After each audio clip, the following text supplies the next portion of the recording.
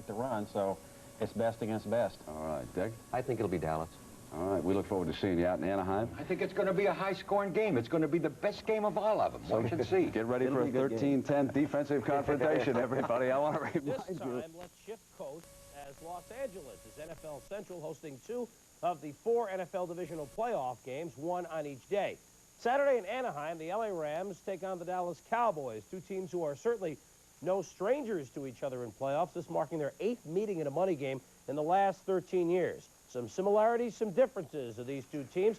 Dallas's Tony Dorsett. No, he didn't make the Pro Bowl, but yes, he had 1,300 yards after a rocky preseason that saw him with financial problems, etc. Dorsett quietly a great season.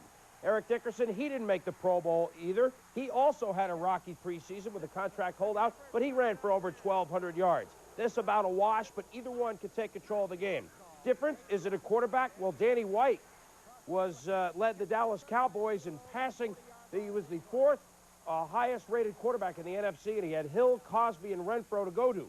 Dieter Brock is playing in his first NFL playoff game. People say he hasn't looked good, but he looked good later on in the season against San Francisco here and also against St. Louis. The Dallas defense will gamble. They like to get you in 3rd and long, come and shoot 7 or 8 guys up at the quarterback, force mistakes. The LA defense stays at home a little bit more, and why not? They've got great players. They picked off 29 passes this season, one of them right here by Johnny Johnson. They may also have an advantage in the specialty teams area. Jim Gray is live now in Anaheim with Jack Youngblood. Gentlemen. Thank you, Chris.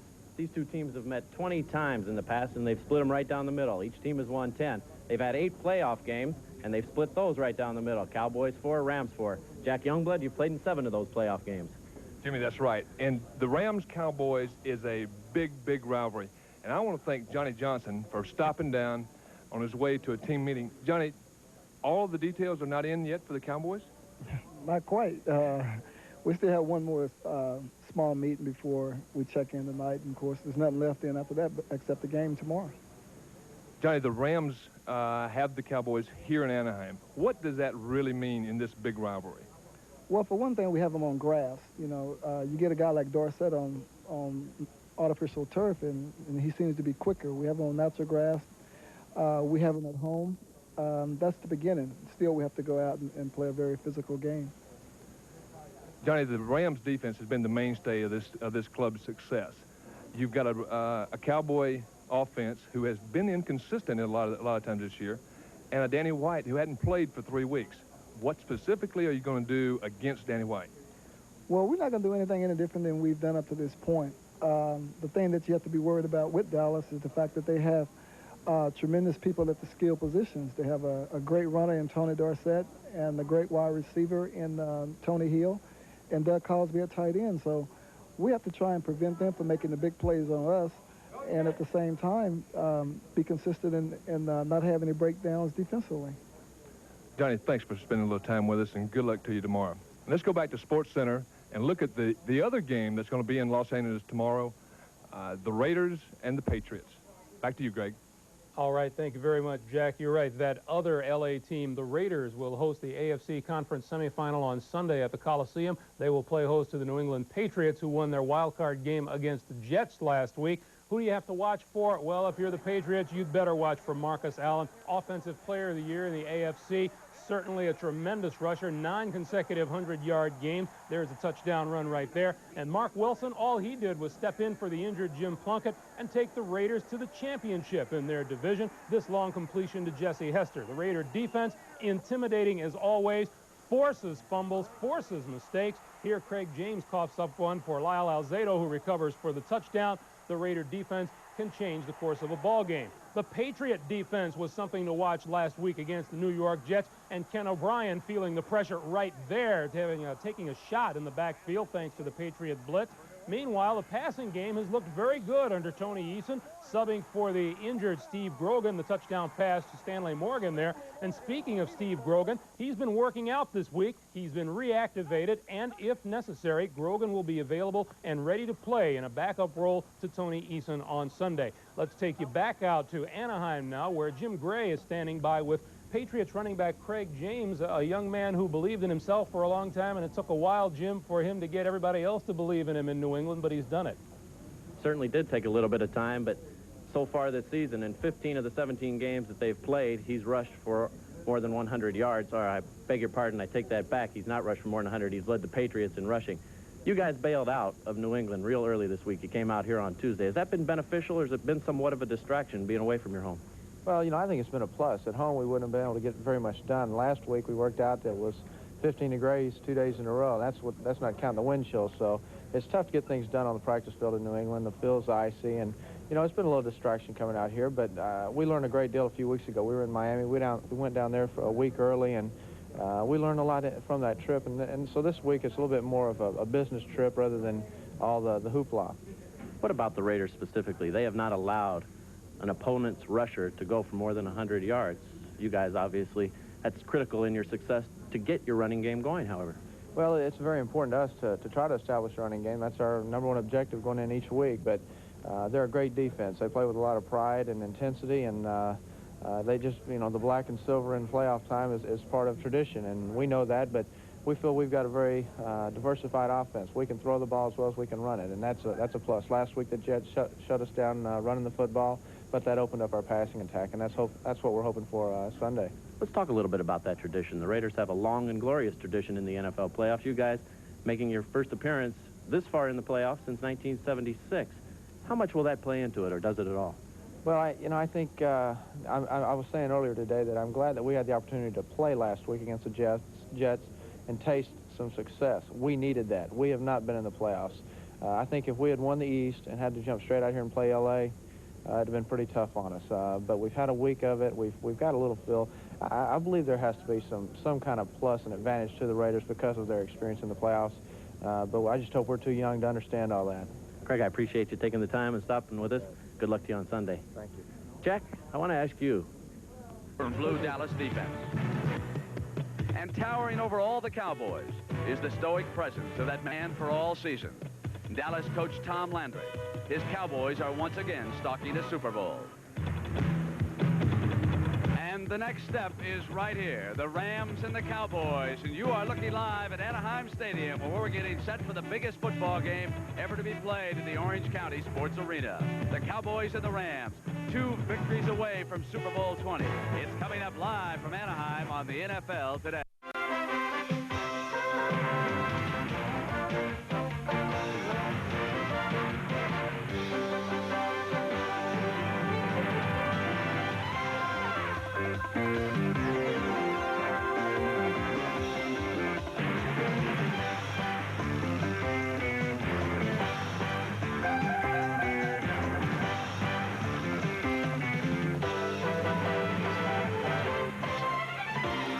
The NFL Today is sponsored by the full line of 1986 Volkswagen and by Old Milwaukee and Old Milwaukee Light. It doesn't get any better than this. And now, here's Brent Musburger. Now you're looking at Orange County, which stretches across the heart of Southern California. Famous, of course, for its beach communities. But this region is even more famous for the fabled wonders of Disneyland, the Magic Kingdom that has lured millions of visitors from around the world to Anaheim, and it's located just 15 minutes away from our stadium. And of course, along with the surf and fantasy, driving is a way of life in Southern California. The Santa Ana Freeway is the artery that connects the greater Los Angeles area to Anaheim, California. It is about 45 miles to the north to downtown Los Angeles. So good afternoon, everybody, and welcome to Anaheim Stadium. It is going to be the Cowboys and the Rams, the next step along that road, of course, to Super Bowl 20. And I'm sure you have heard, but a few moments ago, the Miami Dolphins completed a second-half comeback, and they eliminated the Cleveland Browns 24-21. The Browns led 21-3, and then the Dolphins scored 3 times in the second half. And so, let's go upstairs now and meet the gentleman who will call the action for you today, Jack Buck, along with Dick Vermeil and Hank Stram. Jack? Well, thank you very much, Brenda, and that's an exciting score down there. I hope we have a comparable game here. Meanwhile, the Los Angeles Rams are very happy about their physical condition. Doug Smith will not start at the center spot. He's on injured reserve for another week. And Slayton is playing there, and they're very happy with him. And John Robinson says we are perfectly healthy. Now, the Cowboys had 3 players who were nicked up. Danny White, Tony Hill, Ron Fellows. They're all okay. They're all going to play. No excuses there. Hank Stram, it's been 2 weeks since these two teams have played. Why don't you talk about the Rams? What have they done? What did they do with that extra time? I think, Jack, a lot of people kind of wonder what a team does when they have to have an extra week of work before a big game. And the Los Angeles Rams actually were off 5 days and practiced 7. And I think at this stage of the season, Johnny Robinson feels that an extra day of rest is a lot more beneficial than hard days of work. And so that's a little bit the approach they use in preparation for this game against the Dallas Cowboys. Hank, the Dallas Cowboys and Tom Landry worked the basic same approach. They were light a week ago Monday, took the holidays off, came back, worked Thursday, Friday, took the weekend off, came back in this Monday, and Tom said he went into a normal work routine. But in talking to the players, you get the idea that they worked just a little bit harder than they normally have worked. Tom also emphasized the fact that they did want to, as coaches, to double up on the offense and defensive game plan just because they had more time. Brent, back to you. All right, Dick, thank you very much. Well, you know, the Dallas Cowboys arrived here last night, and there's been a lot of questions about their mood. Are they going to be uptight? They're going to be relaxed? Which Cowboy team showed up? Well, let's take a glimpse at them as they prepared for this game. This morning, of course, they had the devotional services. Many of the coaches and players, including head coach Tom Landry, were on hand for that. Back when they would pin me. Then some of the veterans, such as Too Tall Jones, elected to have their ankles taped at the hotel rather than waiting until they got here to the stadium. And, of course, there was the pregame meal. Tony Dorsett opting for a little French toast and syrup, and Big Randy White said, I want some carbohydrates. Let me have the fettuccine. And they got on the bus and came on over here to Anaheim, and the folks that we had covering that story came back and told me, Brent, they're plenty relaxed and ready to go in this game. Cowboys and Rams have played each other 7 times in the playoffs. That's more than any two teams have ever met in the playoffs. And, of course, with the Cowboys, there are some side stories developing, such as Gene Stallings. He does an excellent job with that defensive backfield. Stallings was in St. Louis earlier this week, he told me, to meet with Bill Bedwell, the owner of the St. Louis Cardinals, about the possibility of becoming the head coach. You would have to make him the leading candidate right now for that job. We'll talk to Jimmy the Greek about that shortly. But, you know, Stallings teams up with Ernie Stautner on that defensive assistant coaching staff for Tom Landry. They do an excellent job. Stautner is out there with Irv Cross, so let's go to Irv now. Well, Ernie, what can you tell us about Gene Stallings going up to St. Louis and applying for that head coaching job up there? Has that affected your staff? Well, I think it would be a very good thing for Gene. He's an excellent coach. He's done a great job for us. We'd hate to lose him because he's been very effective in the area that he's coached. But I'd like to see Gene get the shot that he wants because I'd like to see a defensive coach finally get a shot after Dick Nolan left about 20 years ago. Well, Ernie, you know, everybody's talking about the weather in Chicago for tomorrow's game, but the weather could be a factor here. It was pretty cool in Dallas all week long. Today is 72 degrees in Anaheim. Would that affect your ball club? It really wasn't too bad in Dallas. We had 60-degree weather, which is a little cooler now. It might affect us a little bit, but I think we're hyped up enough to disregard the weather at this time. Oh, you're hyped up enough to stop Dickerson? How do you do that? Well, I don't know for sure, but we're going to give it a try. He's a great ball player, you know. We've just got to hit him and keep hitting him and gang tackle him and slow him down with a little bit of tough hits first. Ernie, thanks for being with us. Good luck today. Brent. All right, Irv, thank you. And Jimmy the Greek, well, I made Stallings the favorite to get that Cardinal job. Would you agree with that? No question about it. He met with Bidwell for about 3 hours last Sunday, and he impressed Bidwell very much, Brent, because he wants somebody that'll kick some butts as a coach, not an easygoing guy like Hannafin was. Well, Jimmy, speaking of Jim Hannafin, I'm sure he's going to catch on someplace. Any indication where? Definitely. He's going to Denver as an offensive line coach. Now, these are all Greek hunches. Oh, yes. Remember that. All right. We're going to come back with Joe Montana and Tom Brookshire when the NFL Today continues live from Anaheim, California in just a moment.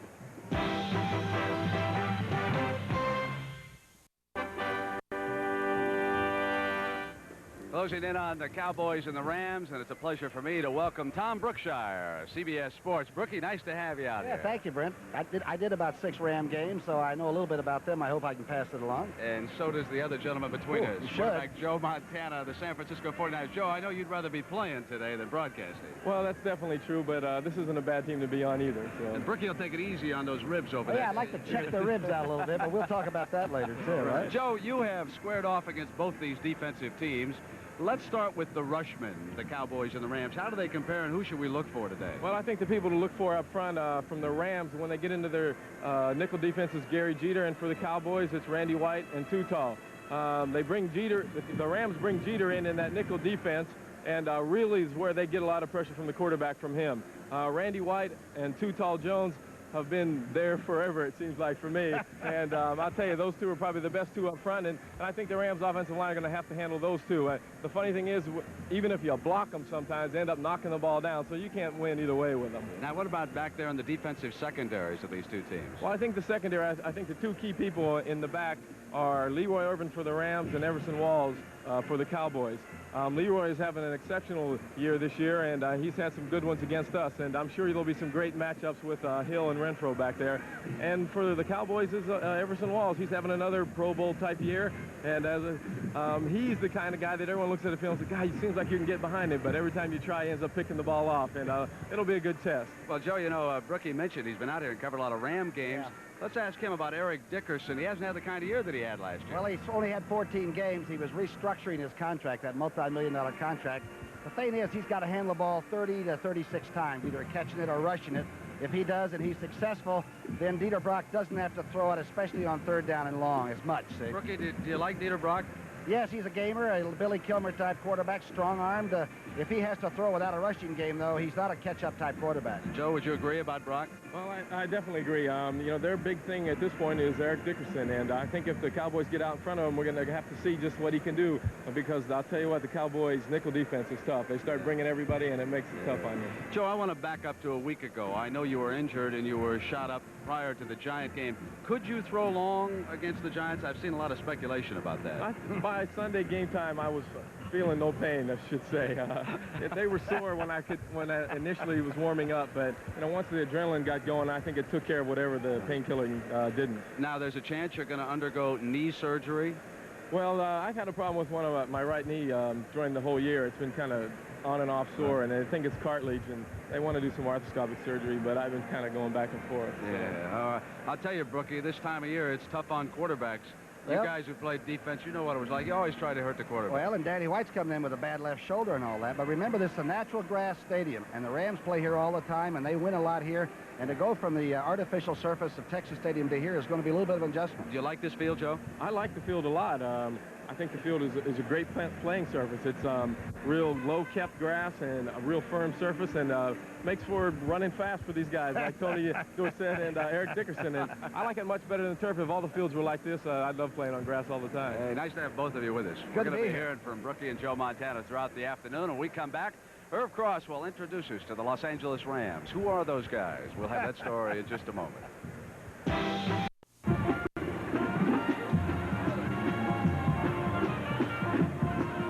Our pregame festivities continuing here in Anaheim as we close in on the Cowboys and the Rams. You know, back in 1967, when the Rams were playing up in the Coliseum, our Irv Cross was a member of that defensive secondary. They had a great team in those days, and we knew all their names, Irv. You know, you had the Fearsome Foursome and all those guys, but nobody knows who these Rams are. Why don't you introduce us to them? Well, Brent, of course, the Fearsome Foursome demanded a lot of respect. I'm down in the tunnel right next to the Rams locker room. In a few minutes, of course, they'll be going out to play the Dallas Cowboys. But ever since their move here to Anaheim 5 years ago, the Los Angeles Rams have struggled to forge a new identity. A strong positive image is very important out here in movie land, and even some of the heroes of the silver screen have trouble recognizing this new breed of Rams. Who are those guys? L.A. They're not playing. The LA team is the Raiders. I'd probably call them the Anaheim Rams. Who are those guys?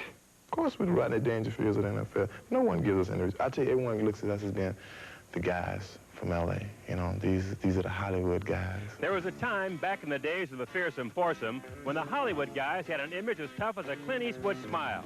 And a few years later, the Rams had enough all-around pizzazz to go to the Super Bowl. But this 1985 team clearly has an identity problem. They have no refrigerators, they have no doomsdays, they have none of this stuff. They're just the LA Rams. But just being the Rams isn't enough these days. Tinseltown is now a two-team city, and the Rams must battle the Raiders for star building.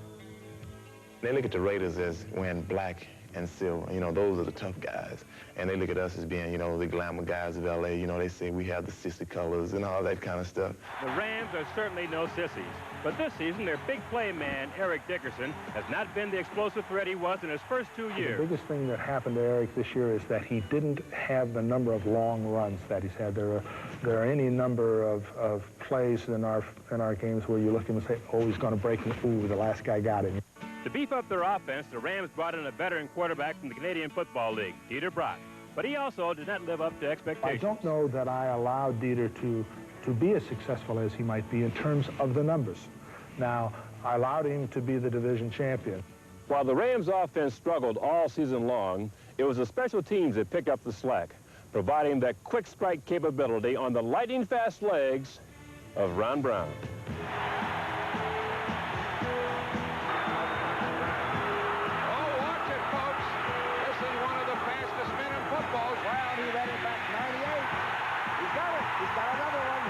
And it's not just Ron Brown who excels on special team play. Henry Ellard leads the NFC in punt return. What I like so much about the special teams is that it allows your football team to think in terms of every play. And I think when your team becomes aware of, ooh, we might score on this play, there's that sense that every play is important. But in the end, it's defense, an old Ram tradition that wins championships. And the Ram defense this year has done everything except get the recognition it deserves. It's a defense based a little bit on the precepts that, say, the Miami no-name defense was back years ago, where there are a number of men who all play well. We get it done together as a group, and that's what team defense is all about. People are going to realize that, you know, this ho-hum football team is not just a ho-hum football team, it's a good football team. Record success in the National Football League is measured by wins and number of appearances in the playoffs. Since Robinson's been here as head coach, 3 years in a row, the Rams have been in the playoffs. That's a good football team. Britt? Sure is, Irv, and he's a fine coach. He's done a good job. Jimmy the Greek, who do you like now, the Rams or the Cowboys? I tell you, Brent, this is the most exciting playoff game of all to me. It has everything. Dickerson running for the one side, that other boy, that nice young man Dorsett for the other, passing White to Hill, passing Brock to that Ron Brown. I'm telling you, it's a great ball game. It's going to be a lot of high scoring.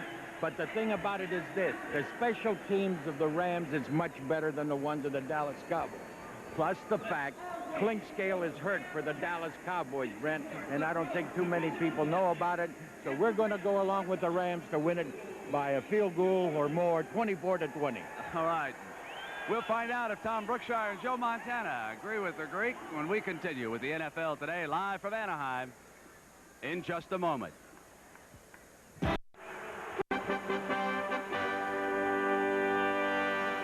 Well, Tom Landry and the Dallas Cowboys are just being introduced here in Anaheim. They won the NFC's Eastern Division, of course. They did it the hard way. They had to beat the New York Giants twice. Well, Tom Brookshire and Joe Montana, let's find out who you think is going to win this game. Brookie, Jimmy the Greek likes the Rams. How about you? Well, I love Dallas because I grew up on the nachos down there, but I think today that the Rams will win by 3 points. I look at 24-21 probably. How about you, Joe? Well, you know, I must say the whole week I've been thinking Cowboys, but being down here and thinking about how the Rams season has been going, I'm going to pick the Rams. Well, I think I'm going to have to be the lone holdout, gentlemen. I'll go for the Cowboys to make it 3-1. A little more experience for Danny White. Maybe he can get the ball at the end zone. So we'll see what happens. You know, there is such a difference here in Southern California. Because they have so many big events, you sometimes don't get the crowd reaction. Joe, have you noticed that, how much noisier it can be in Candlestick as compared with Anaheim? Well, I think so, but, you know, anytime you go into an opposing team's hometown and play in that stadium, it's always a little different for a team coming visiting than it is when you're playing at home. So sometimes you notice the difference, but not always. And you have to wonder, of course, how the home field will affect the Rams here this afternoon. Henry Ellard will be the first player introduced, and the crowd has come alive for the first time today. Receiver, number 80 from Fresno State, Henry Ellard. Left tackle, number 75 from Penn State, Irv Pankey. At left guard, number 72 of Georgia Tech, Jed Hill. At center, Number 61 from USC, Tony Slayton. At right guard, number 60 from Miami of Florida, Dennis Hara. At right guard, number 78 from Jackson State, Jackie Slaters. At tight end, number 81 from Texas A&I, David Hill. At wide receiver, number 89 from Arizona State, Ron Brown.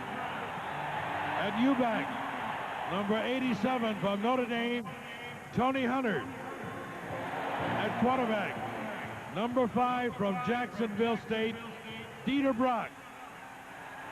At running back, number 29 from SMU, Eric Dickerson. Head coach. Sit back and enjoy, everybody. It's going to be a great one. We'll see you at halftime.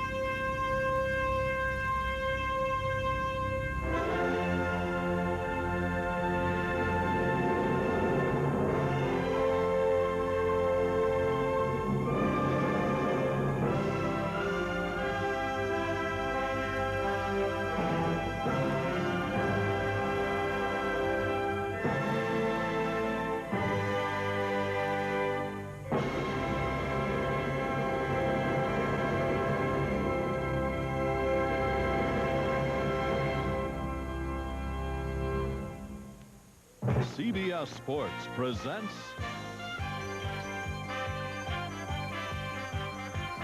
the National Football League.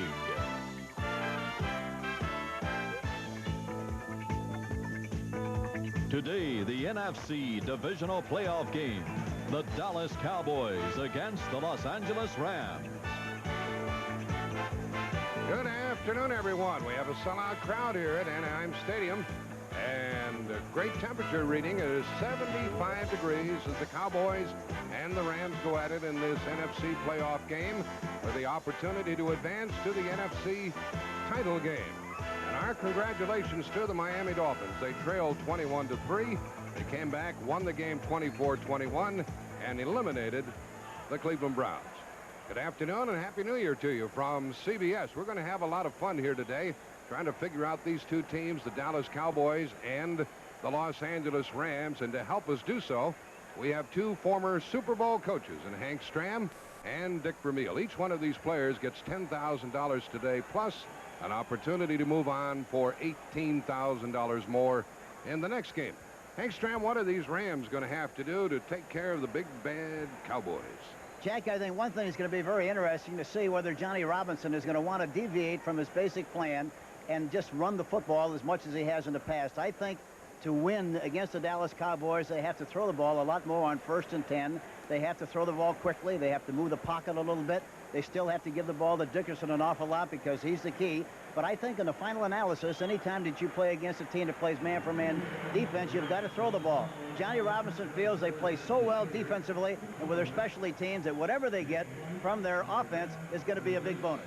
Nick Vermeil, these two teams did not play each other this year. What are the Cowboys going to try to accomplish today?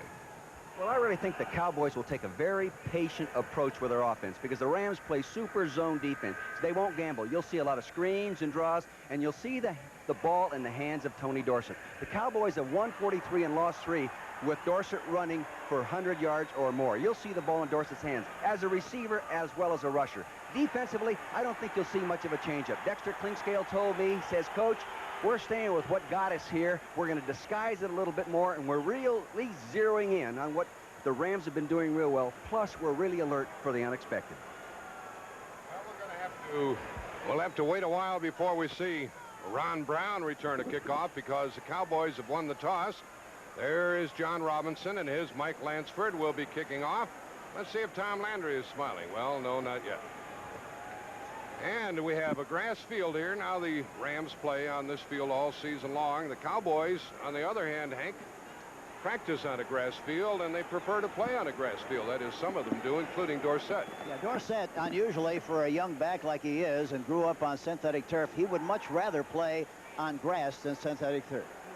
We have a new receiver. Well, he's played the last 3 games for the Cowboys, and that is Kenny Duckett to return the kickoff. He has averaged a little bit more than 19 yards per kick return.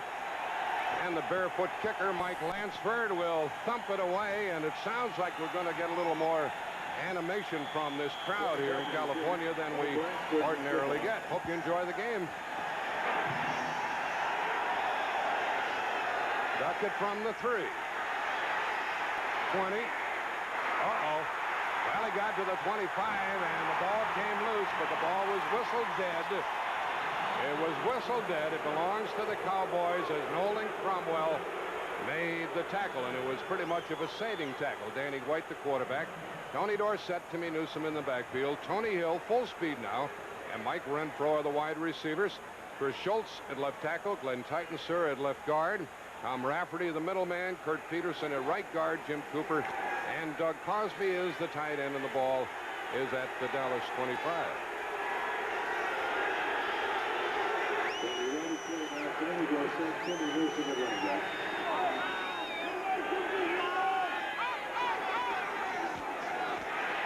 Dorsett broke 1 tackle and got 6 yards.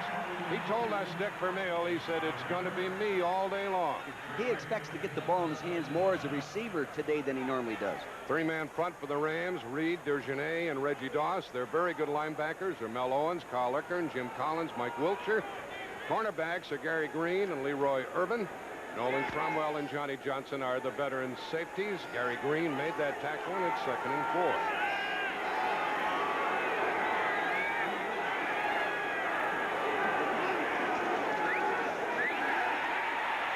Batted down. Well, and with Reggie Doss, number 71, getting his hands up in the air, that's what the Cowboys hope to do all afternoon against Dieter Brock when the Rams had the ball. Mel Owens put very good pressure on Danny White. That was a play-action pass that time, Jack, and you'd think on a play-action pass that it would hold the rush of the defensive lineman a little bit better than it did, but Reggie Doss didn't pay any attention to it and got the penetration that was necessary. From the 31, 3rd and 4. This crowd is pumped up. Out of the shotgun, White. A little stunt, but they didn't get to him, and the pass was thrown behind Timmy Newsome. Incomplete, and the Cowboys will have to punt, Dick. Jack, the Rams came up that time with a different nickel defense. I've done 5 of their games previous to this one, and they always played a 4-down lineman defense. That time they were in a 3-down lineman nickel defense. Little change up. So they're changing it around. They've had a couple of weeks to put in a little bit of extra work. Mike Saxon will be the punter. And you know how exciting Henry Ellard is. 13-plus yards per punt return, 1 against the touchdown against the Eagles. We saw that game, Hank. Saxon, oh, they almost got to it. And Ellard's going to have a chance to return this from the 29. And a pretty good starting position for the Rams from their own 36-yard line. We'll set their offense for you. Dieter Brock, the quarterback. Eric Dickerson is the running back. Tony Hunter, the U-back, or the other tight end. Henry Ellard and Ron Brown are the wide receivers. Up front, Irv Pankey, Kent Hill, Tony Slayton at center in place of Doug Smith. They tell us Slayton's doing a great piece of work. Dennis Harrah, Jackie Slater, and the tight end is David Hill. The ball at the Ram 36. 2 backs. Redden is on a wing. And Dickerson. Dickerson got about 5, tracking across the 40-yard line, and Ed Jones tackled him. It's a 4-man front for the Cowboys, and every one of them has played extremely well this year. Ed Jones, John Dutton, Randy White, and Jim Jeffcoat. Mike Hegman, Eugene Lockhart, and Jeff Rohr are the linebackers. On the corners, we have Everson Walls. Ron Fellows had a bad leg. He's back in there now. Dexter Clinkscale and Michael Downs are the safety men, and it is 2nd and 5.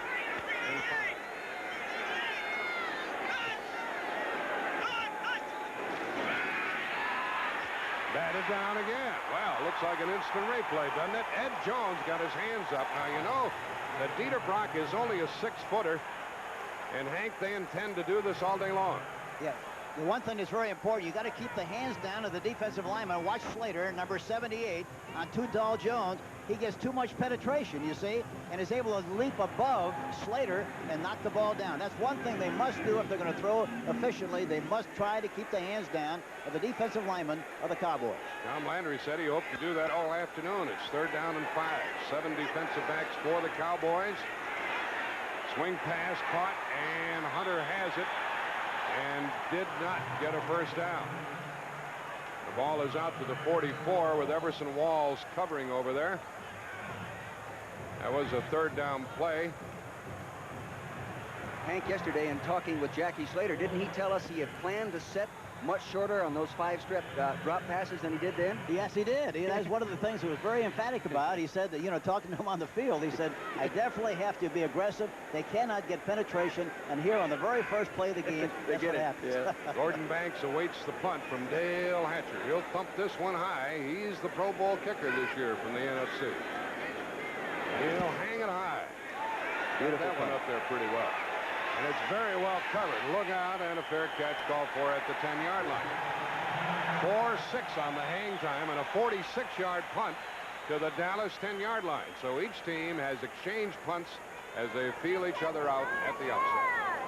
46-yard punt. No score here. We've played 2 minutes.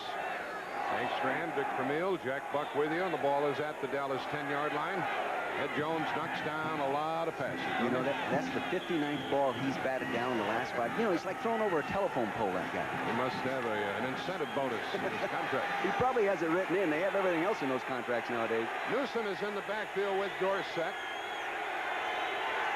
Tony Hill is to the right along with Renfro. Crosby on the left side. Rafferty will snap the ball. High formation. Quickie out here to Hill. Good for 5, 6 yards. How do you stop that one, Hank? Jim Collins made the tackle. You're going to see this is just a little 3-step drop hitch pass. The quarterback in the right middle of your screen, Danny White, number 11, going to drop back. Boom, 1, 2, 3, pop it out there, hitch. Tony Hill's got it. He whirls around. They're going to do this all day. Hank, I think, can try to keep the ball in front of that zone coverage and not gamble very often. Yeah, I think that's a part of being patient. You have to be patient, and White said yesterday that he thought they were a very patient team. 2nd and 4. A delay to Dorsett. In, out. 1 yard. Nolan Cromwell got over to it. One thing they say about the Rams, Hank, no matter whether it's a pass play or a running play, they go to that ball out of the zone defense. It was amazing how Nolan Cromwell that time got a jump on the ball. It looked like he was going to get a lot more out of the play than he actually did, but Cromwell really took a great angle and made the tackle. Well, 3rd and 3. The Cowboys need 3 yards or they'll have to punt it again. What a beating Danny White has taken all season. He's hale and hearty now. He'll work out of the shotgun. The Rams didn't go to their nickel defense on 33. In the 3-man front. Uh-oh. The whistle blew. The play's dead. The play's dead. Back upfield as the referee blew the whistle in the grasp of Gary Jeter. His 12th sack of the year back at the 7-yard line. Watch Gary Jeter, number 77, right at the top of your screen. Look, he's going outside on Schultz, and Schultz just misses the block, and he gets the penetration and gets the hook on him and gets the sack. Gary Jeter, their designated rusher. Boy, he got a great outside rush that time. So sacks and punts for the 2nd time to Henry Ellard, who's at midfield. The Rams should be in good shape when they get it. Cowboys think that Mike Saxon is going to be outstanding in the days ahead. And there's Henry Ellard. Saxon is out at San Diego State. Has plenty of room in the end zone.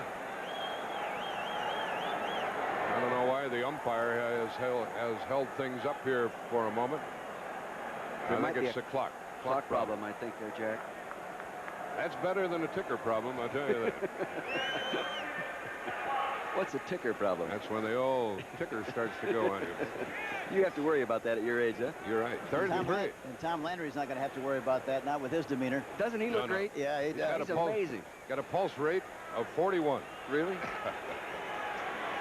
Now they're going to get the clock squared away.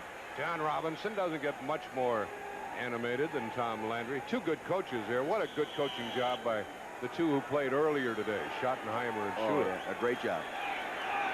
And Cleveland was ahead in that game 21-3, but lost it 24-21. Okay, we'll stay right here and let you watch the snap from DiOssi. It's a good one. Great punt. Oh, yeah, well covered. Look at that. All the way back to the 39. Uh-oh, there's a little bit of a lane. Inside the 40. 4-6 on the hang time. Jeff Rohr on the tackle. And the Rams have the ball at the Dallas 38. They really picked up yards on the exchange of punts. The Rams are right up here on top of the league in the punt return business. You can see this #1. And a great punt return was just demonstrated. And the reason it was so good, these people right up here did a nice job of holding up the coverage people right after the ball was punted. That allowed Henry Ellard, the fine punt returner, to get started off to his right, and also the speed people to get down and get the key block, as you will see come right here. To the right of your screen, you'll see Victor Scott, number 22. There, nice block there. The wall is down there. Here's another nice block.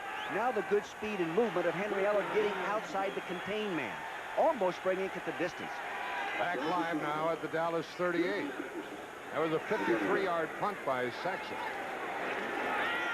First down pass. Brock throws inside the 30.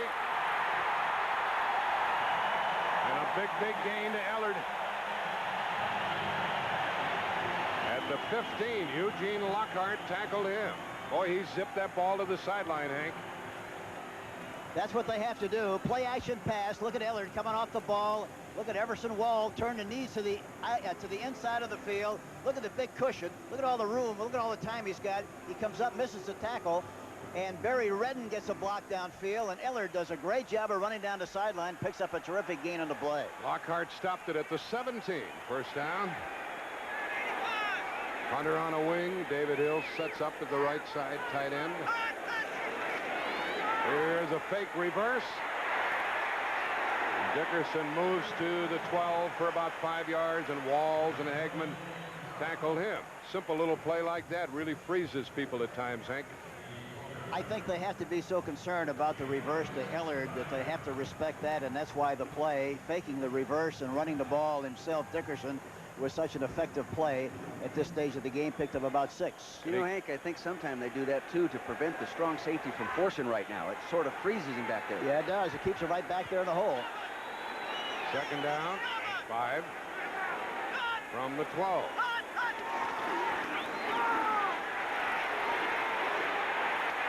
And he lost what he had gained. It's 3rd and 10.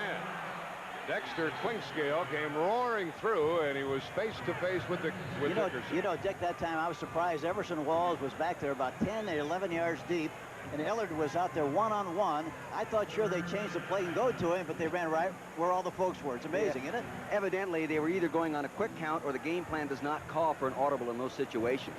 I'll tell you right now, though, Dallas's nickel defense, they used to come after you in blitz situations inside this 20.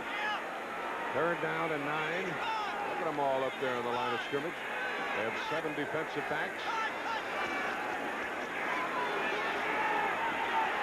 And he overthrew Ellard in the end zone with a good pump fake, and then the pass. Michael Downs was covering rather well, and a field goal chance for Mike Landstrom. Don Smerrick that time, number 60, got good penetration and made him throw the ball before he actually wanted to. Watch Smerrick in the middle of the screen, number 60.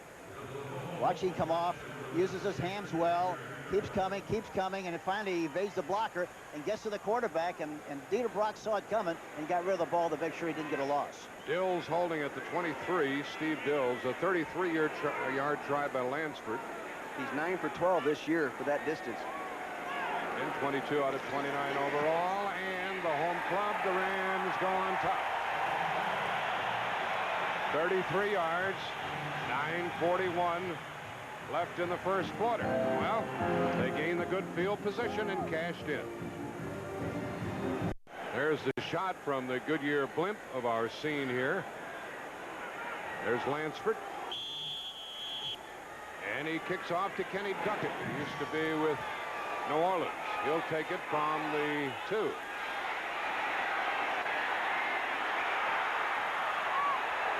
Out to about the 26-yard line. Here's a fella put the Rams on top. Yeah, Lansford, you know, it's amazing. He's made only 5 of his last attempts at home, but he's kicked 12 of 14 away from home for 86%. That's kind of interesting, isn't it? Did he miss at home? Yeah, I know it. But, you know, overall, he's kicking above league average. He's batting right now 758, and the league average for the whole year is 722. So you got to give him credit for having a good year, Hank. Oh, no question about that. He is having a good one. Vince Newsom made the tackle on the kickoff, and from the Dallas 25, Newsom and Dorsett in the backfield. Newsom in motion. Toss to Dorsett. 2-yard gain. Hauled down by Leroy Irvin. He's a Pro Bowler this year after, remember how they used to burn him early there on the corner, Hank? And he was a great punt returner. Now he's a Pro Bowler on the corner. And they don't have to worry about him returning punts, and he was one of the very best in the business, but they like him so much in the corner, they want to make sure that he's fresh enough to play the corner. That's right, and he still holds the Ram punt return records. Of course, Ellard's going to pass him up. Dorsett got 2.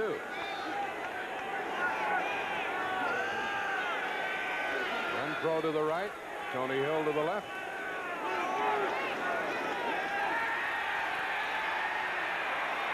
Short pass, and Dorsett is shy of a first down. It'll be 3rd down and about 2 coming up with Eckern and Collins, the 2 inside linebackers, tackling Dorsett after a missed tackle. Tony Hill, fine wide receiver from the Cowboys, was upset that time. And he ran a post pattern down behind the free safety and actually got down there open and was very upset that Danny didn't find him.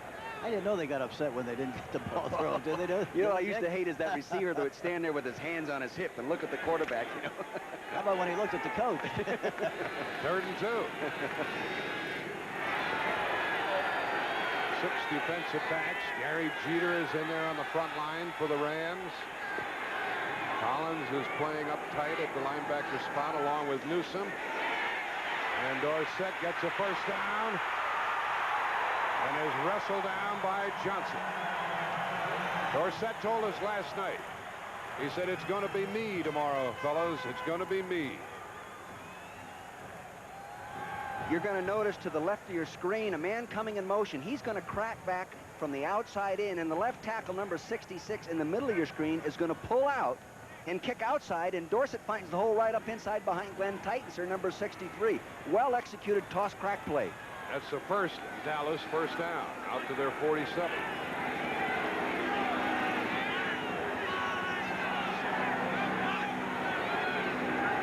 Still in motion. Out here to Crosby. Into Ram territory. Down near the 46-yard line. They can spray the ball around, Hank.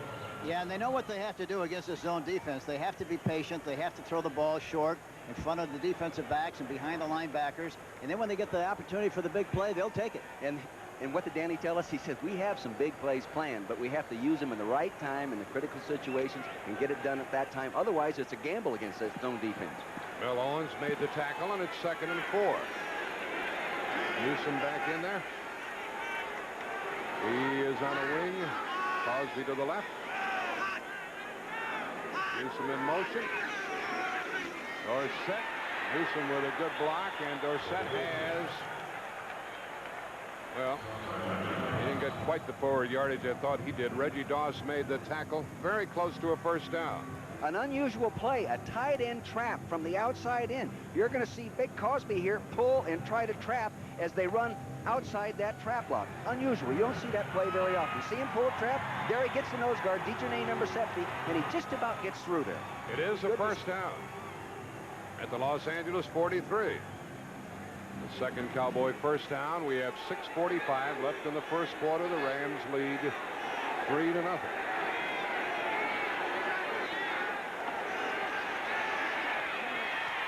Caught by Cosby for 3 yards.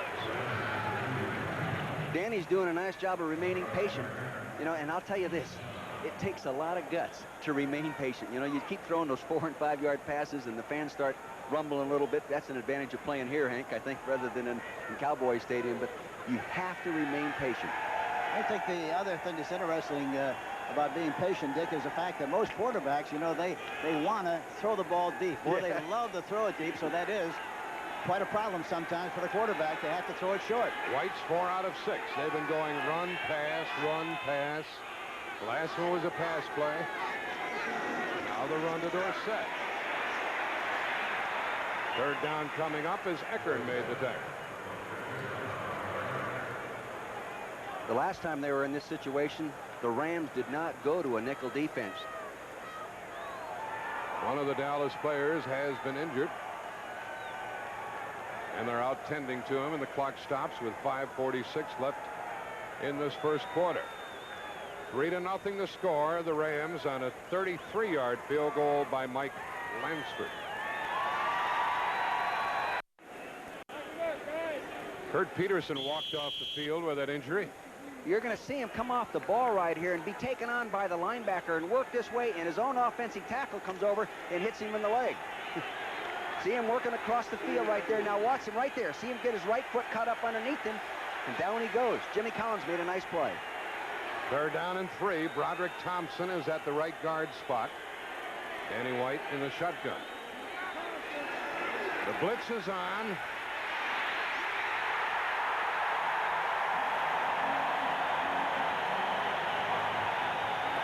Same guy, Gary Jeter. His second today. How does he get in there all the time, Hank? He gets a good job, great anticipation on the right side, number 77 on Schultz.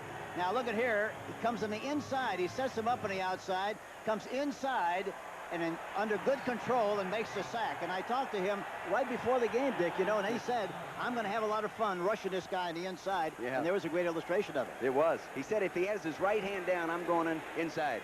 Mike Saxon will kick for the 3rd time. And Henry Ellard is back. And he'll let it go. Oh! Did that go out where I thought it did? Can't do any better than that. On the 3-yard line. Holy smokes. What a good kick by Saxon. During the year, he had 21 out of bounds inside the 20. He picked a perfect spot for this one. A 45-yard punt out at the 3. You can't do it any better. Watch this ball coming right down to the right corner of the end zone. Down it goes, right to the very corner of your screen. Can't do it any better. And you know something, Hank? This is when you're glad as a coach that you emphasize the running game. You might have enough horsepower to brood it out of there. Yeah, you got to blow it out of there some way, get some room. 5 minutes left in the first quarter. Rams leading 3-0. Dickerson. 2 tight ends.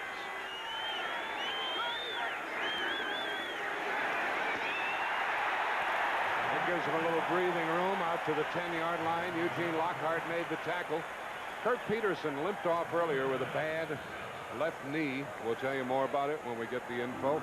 Sun is shining. The lights are on here at Anaheim Stadium.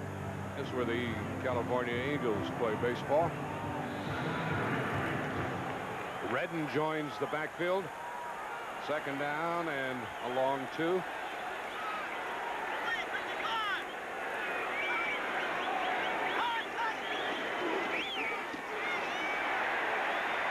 Dickerson has a first down. You know, one thing I think is important, Dick, when you play against the Cowboys, a lot of people think you ought to run away from White. But I think it's better to run at him because at least you know where he is. You get a head on him, and you That's keep him right. in one space. The other times, he's all over the place. You can't block him. He always gave us a headache regardless of where we ran. Son of a, we ran at him, he whipped us, and we ran away from him, we chased us down. I was just fortunate I wasn't carrying the ball. When you were coaching the Eagles. That's Do they right. like you down in Dallas? Oh, I think so. From the 14-yard line. They First oughta. down. Dickerson tried to slide outside, and Clinkscale came up very, very quickly. We visited with Clinkscale last night. It looks a lot like Johnny Mathis to me, doesn't he, to you, Hank? I didn't hear him sing, though. No. He is very articulate. He played a tune on Dickerson that time at the 16-yard line. 2nd down and 8.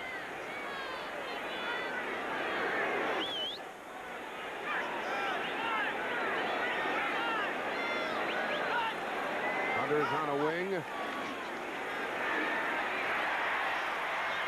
are those big Cowboys right in the face of that 6-footer Dieter Brock. He was trying to stand on his tiptoes to throw the ball. Too Tall Jones again that time got penetration. Didn't look like he had any kind of a block on him at all that was worthwhile because he got in there right before he was trying to get rid of the football. He took a short drop, a 5-step drop, Jack. And Dutton got a piece of the ball also. Take a look at Dieter right here. He's going to come back there. Look at him. He sets short, looks one way, then comes the other way. That takes too much time. When you set short, you can only afford to look one way and throw the football. 3rd down and 8. It's unusual for the Rams. They usually run the ball in a spot like this, and it's batted down again. Well, you're going to put some elevator shoes on Dieter Brock at halftime. Either that or some springs in his shoes or something. Randy White got a piece of that one. Brock's 2 out of 6.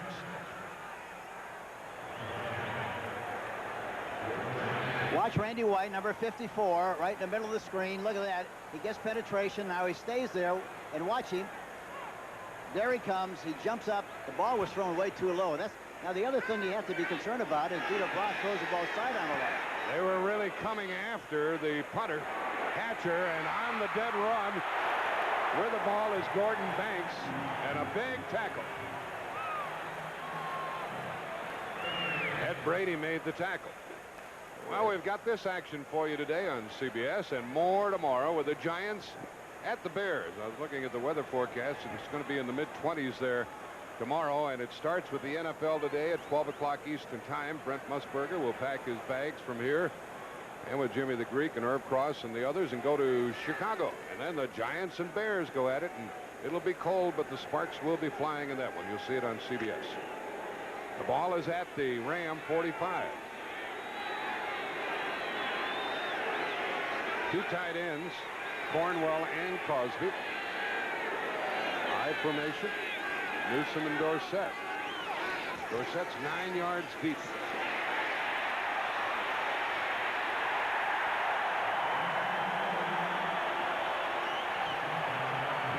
Jack, did you see what they tried to do with Doug that time? He came across in motion and then got to the wing position to the right and then tried to hook the linebacker and toss the ball outside. Unusual use of motion. He lost 5 yards. And sometimes I think, you try to be so fancy, Dick, you fool yourself. You put a guy in a position where it's almost impossible to make the block if the timing isn't perfect. I think he got the block. If play broke down outside the block. Collins, Gary Green were a big part of the defense. The ball is at the 50. 2nd and 15.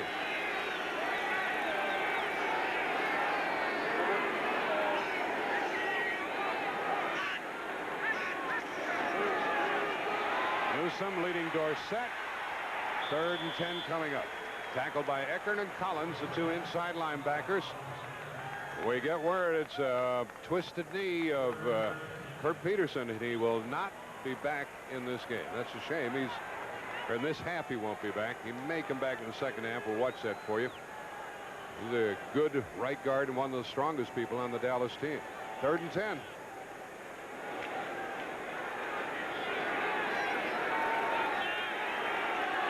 Into the game, Vince Newsome along with Jerry Gray for the Rams in their backfield. Gary Jeter's in there.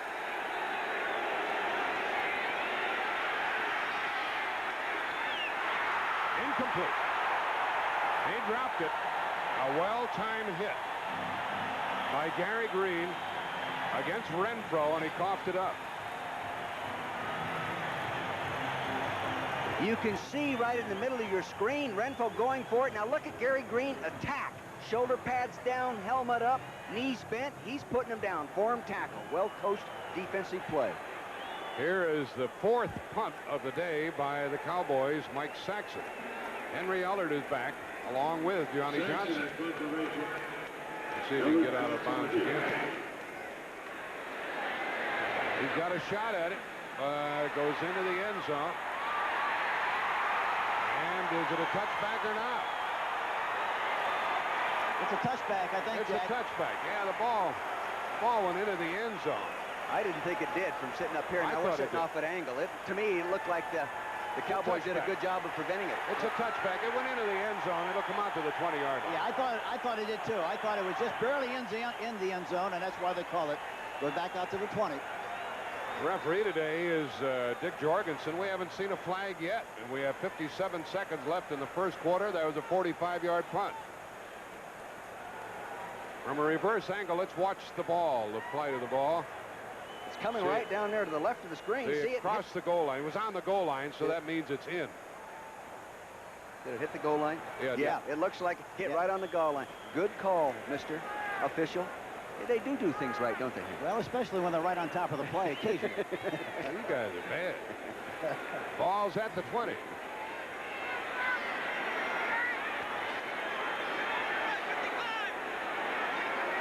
Dickerson, the tailback, with Redden.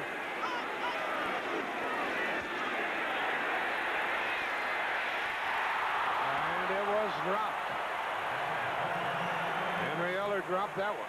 Thrown a little bit behind him, and I thought he had it. Jeffcoat came in and knocked him down. That might have forced him to throw the ball just a little bit behind him. Overall, they had pretty good protection that time. Yeah, pretty good protection that time. And the middle was really wide open. They were in a double zone that time, meaning that they got 2 outside people covering the 2 outside receivers, and the middle had to be open. 52 seconds remaining in the first quarter. 2nd and 10. Rams leading 3-0. Hunter in motion.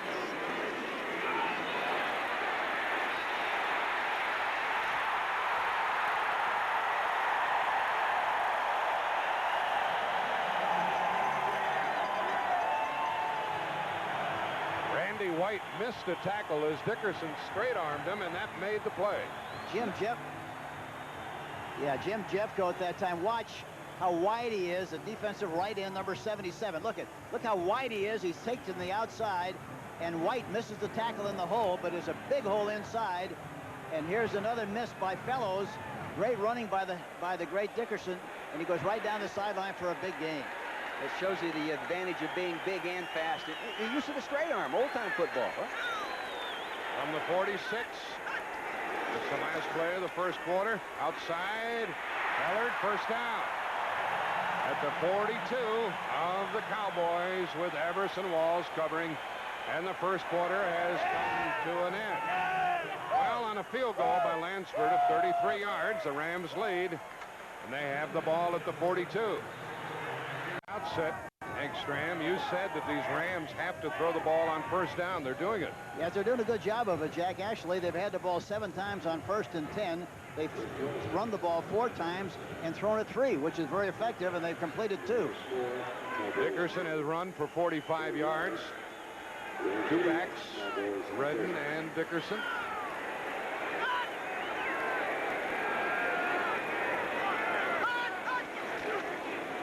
Good block by Redden. Dickerson went inside and got good yards. He got about 7 before Eugene Lockhart tackled him.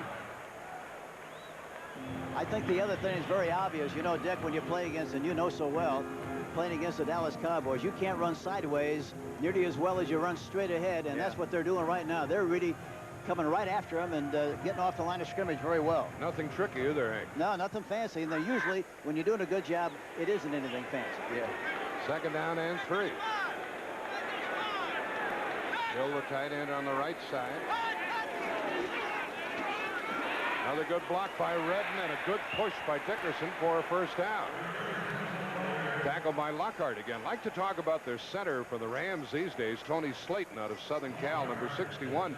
He's filling in for Doug Smith, who's on the injured reserve. Smith regarded as one of the best centers in football, but they tell us that Slayton is doing such a good job that Smith is going to have trouble getting his job back, Hank. He's big and he's strong, and he's 6'4", 265, and he looks like he weighs more than that. He does. He's got the soft build. He hasn't been in the Ram program long enough. They picked him up as a free agent, though he was an All-American for John at USC. Well, he didn't get a first down. It's 3rd and 1, and Gooman is in the backfield. Hill in motion. Toss to Dickerson. And now does he have the first down? It's very close. I think he does. Tackled by Jeffcoat along with Jeff Rohr. First down. Ball at the Dallas 32. Well, Tony Dorsett told us, Dick, that it's going to be a busy day for him. He was told that. Dickerson's having a busy day, isn't he? As long as Dorsett's on the bench, they can't give him the ball, and I think this is a little bit of the Ram approach right now, just to hang on the football and go straight at him.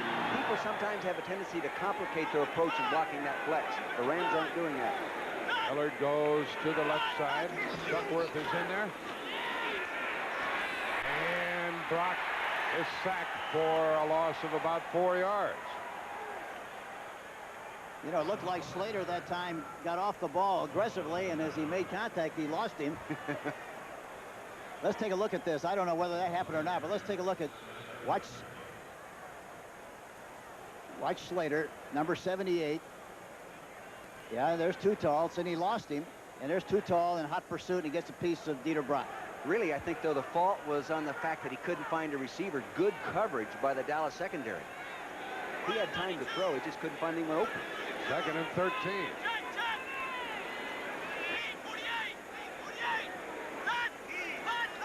Long snap count. Fellows came up very quickly, made him go back inside, and Jeffcoat tackled him. It's 3rd and long. Jeffcoat has really been a factor so far through this first quarter and going into the second. How many times have we already mentioned number 77, Jim Jeffcoat? Except on the time when they ran that draw, he had such a big outside rush. But that's about the only time they really did any business on him, Dick. He's playing very well. But with the flex that they were in, Hank, that's his rush. That play was to be made by either Randy White or the linebacker to the inside. And the 3rd wide receiver is in there. Duckworth. He is to the left of Brown. 3rd and 12. What a good play by Everson Wall.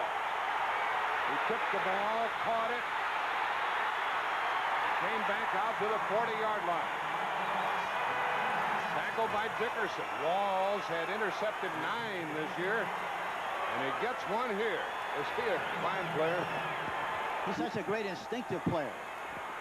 He reacts so well, and he admits he doesn't have... Ball is out at the Dallas 40.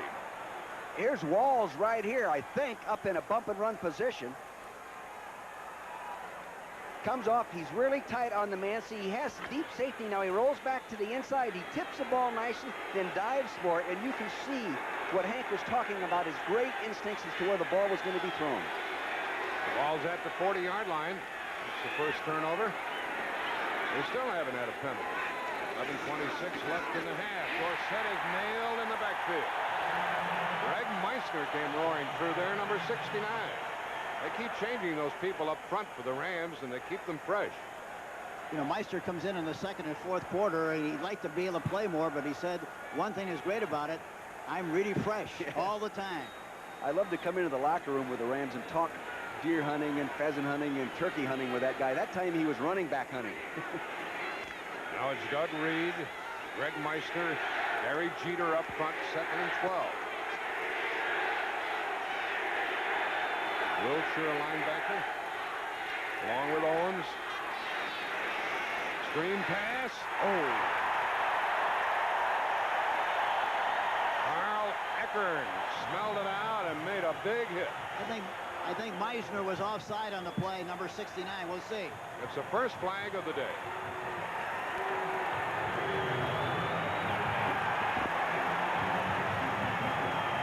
Offsides, number 69, defense, still 2nd down.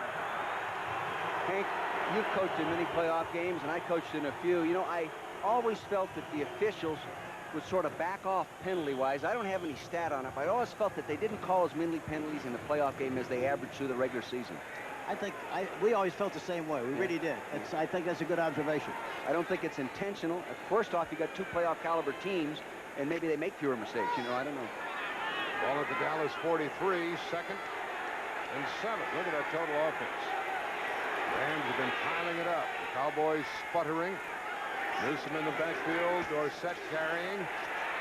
Reading well and taken down from behind, short of a first down. Well, it's going to be 3rd and 1.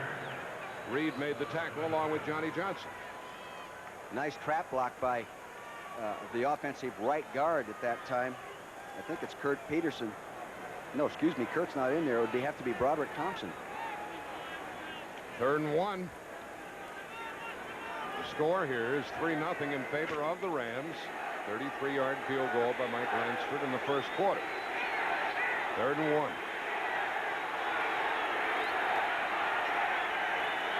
White backs off. I think the Cowboys are fouled up due to that offensive line injury. They had an extra lineman in the ballgame. They had too many people on the field. And White got him out of there and got the first down. Boy, that was great generalship by the quarterback, Danny White, wasn't it? They're trying to run a Canadian play there. Yeah, they had 12 guys in it. 2 offensive tackles lined up at the tight end on the left side. So Newsom carried and got the first down at the Ram 48. And both of those tackles are so big that they didn't have enough room to line up on the same side. Without being out of bounds? Yeah.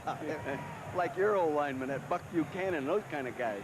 They were big and strong. They sure were. Ed Buddy and Jim Tyre, they were great. Greg Meissner made that tackle at the 48.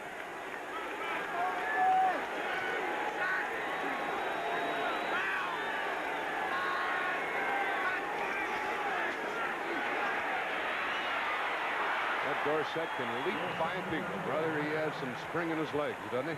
He really does. He gets his feet up parallel, and then he darts one way or the other according to the angle that the defender's coming in to make the play. He does that better than any back. You know, the other thing amazing about him is he plays so long, he never gets hurt. I know. He's not that big, and he's very durable. Yeah, that's and amazing. Asked him yesterday how many times he'd like to carry the ball if he had his druthers. He said 30 times. 2nd down and 5. A tackle by Mel Owens. We have 8 minutes left in the half right now. Whistle stop play. With that delay.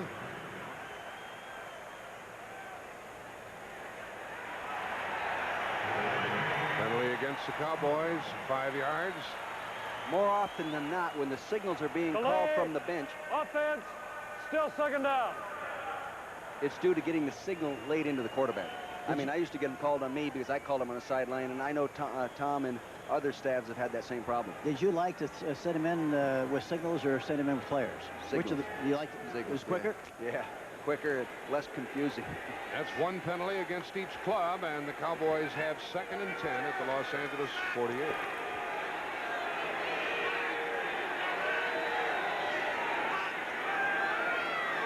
Well, look at the room on that right side. That's where Renfro is. Screen pass left. Newsom knocked off his pins by the cornerback, Urban. Leroy Urban. Urban is one of 7 Rams on the Pro Bowl team. Kent Hill, Dennis Harrah, Jackie Slater, Doug Smith, Dale Hatcher, Ron Brown, and Leroy Urban. You're going to see the Rams roll their coverage right up into that screen going to a weak zone. Now watch him that pulls Urban right up into it. So you see the secondary starting working to the right. Now see him coming right now. He's not reading run or pass. He's coming up and playing the short outside.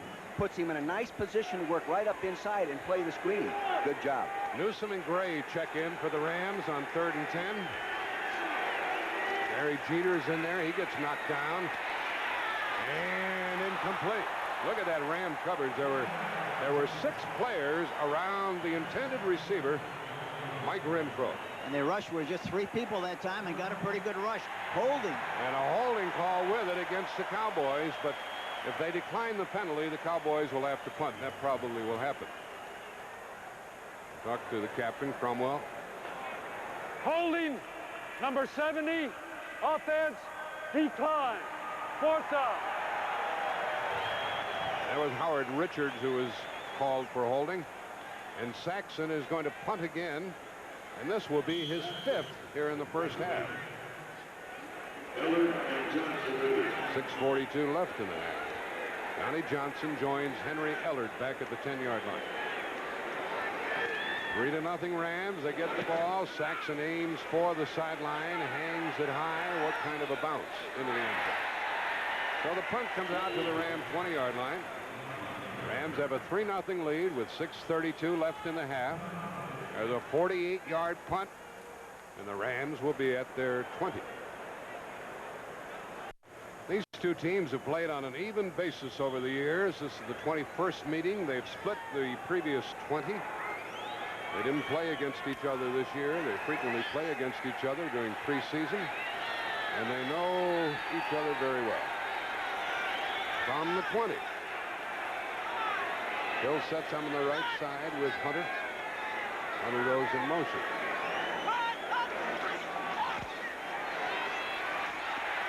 Dickerson got 5 good ones. Tackled by Lockhart and Hegman.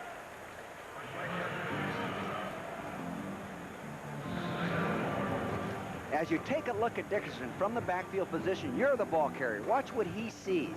As he looks, there's the hole. He's getting a nice block from David Hill, 81. He sees that hole. It looks like it's going to be a big one, and all of a sudden, it closes. It closes quick in pro football. Eric's had a busy day. What did he tell you, Hank? He was never really a Cowboy fan? Yes, that's right. This is unusual being from Texas, but he said he never was, and he certainly isn't now. 2nd and 5. Here he comes again, and he got 2. 3rd and 3. This is typical Ram football. Randy White made that tackle. They don't take many chances. They don't play wide open football. Watch Randy White, number 54, the defensive right tackle. Watch him pursue now. Look at how well he uses his hands. He's up there high, locates the ball, and there he is making a tackle from the inside out. And that's why I said a little while ago, I really think that you're a lot better off to run right at him as much as you possibly can, because he murders you when you go away from him. 3rd and 2. Actually 2.5. Dickerson has 64 yards rushing in 13 tries.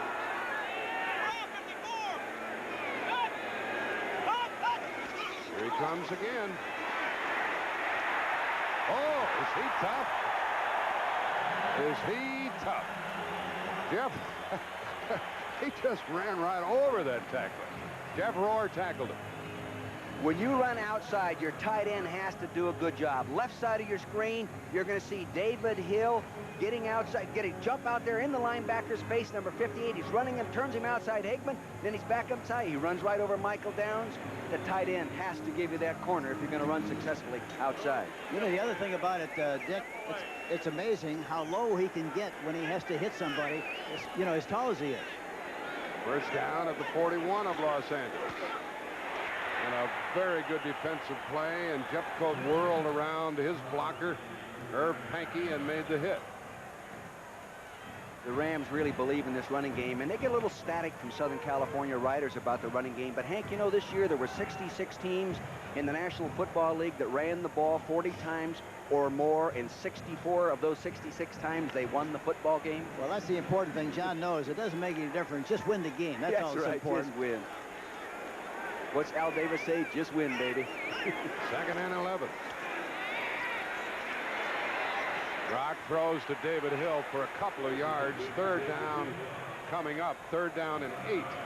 And that stops the clock with 3:47 left in the half. I talked to David Hill before the game, Dick, and the last time we did a game, I called him and I said he wasn't a tight end, he was a loose tackle.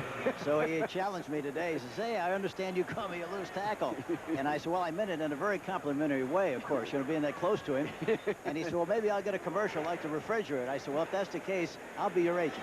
It is 3rd down and 7. They have Hill listed at 240. He's bigger than that. Much more like 270. Yeah, 260 anyway. Hunter is in there at the tight end spot now. They air it out, and Ellard has it taken away by Walls again. His 2nd of the day. Isn't he something? 9 during the year, 2 today. There is a flag. There is a flag, and offside against Dallas. Offside Dallas.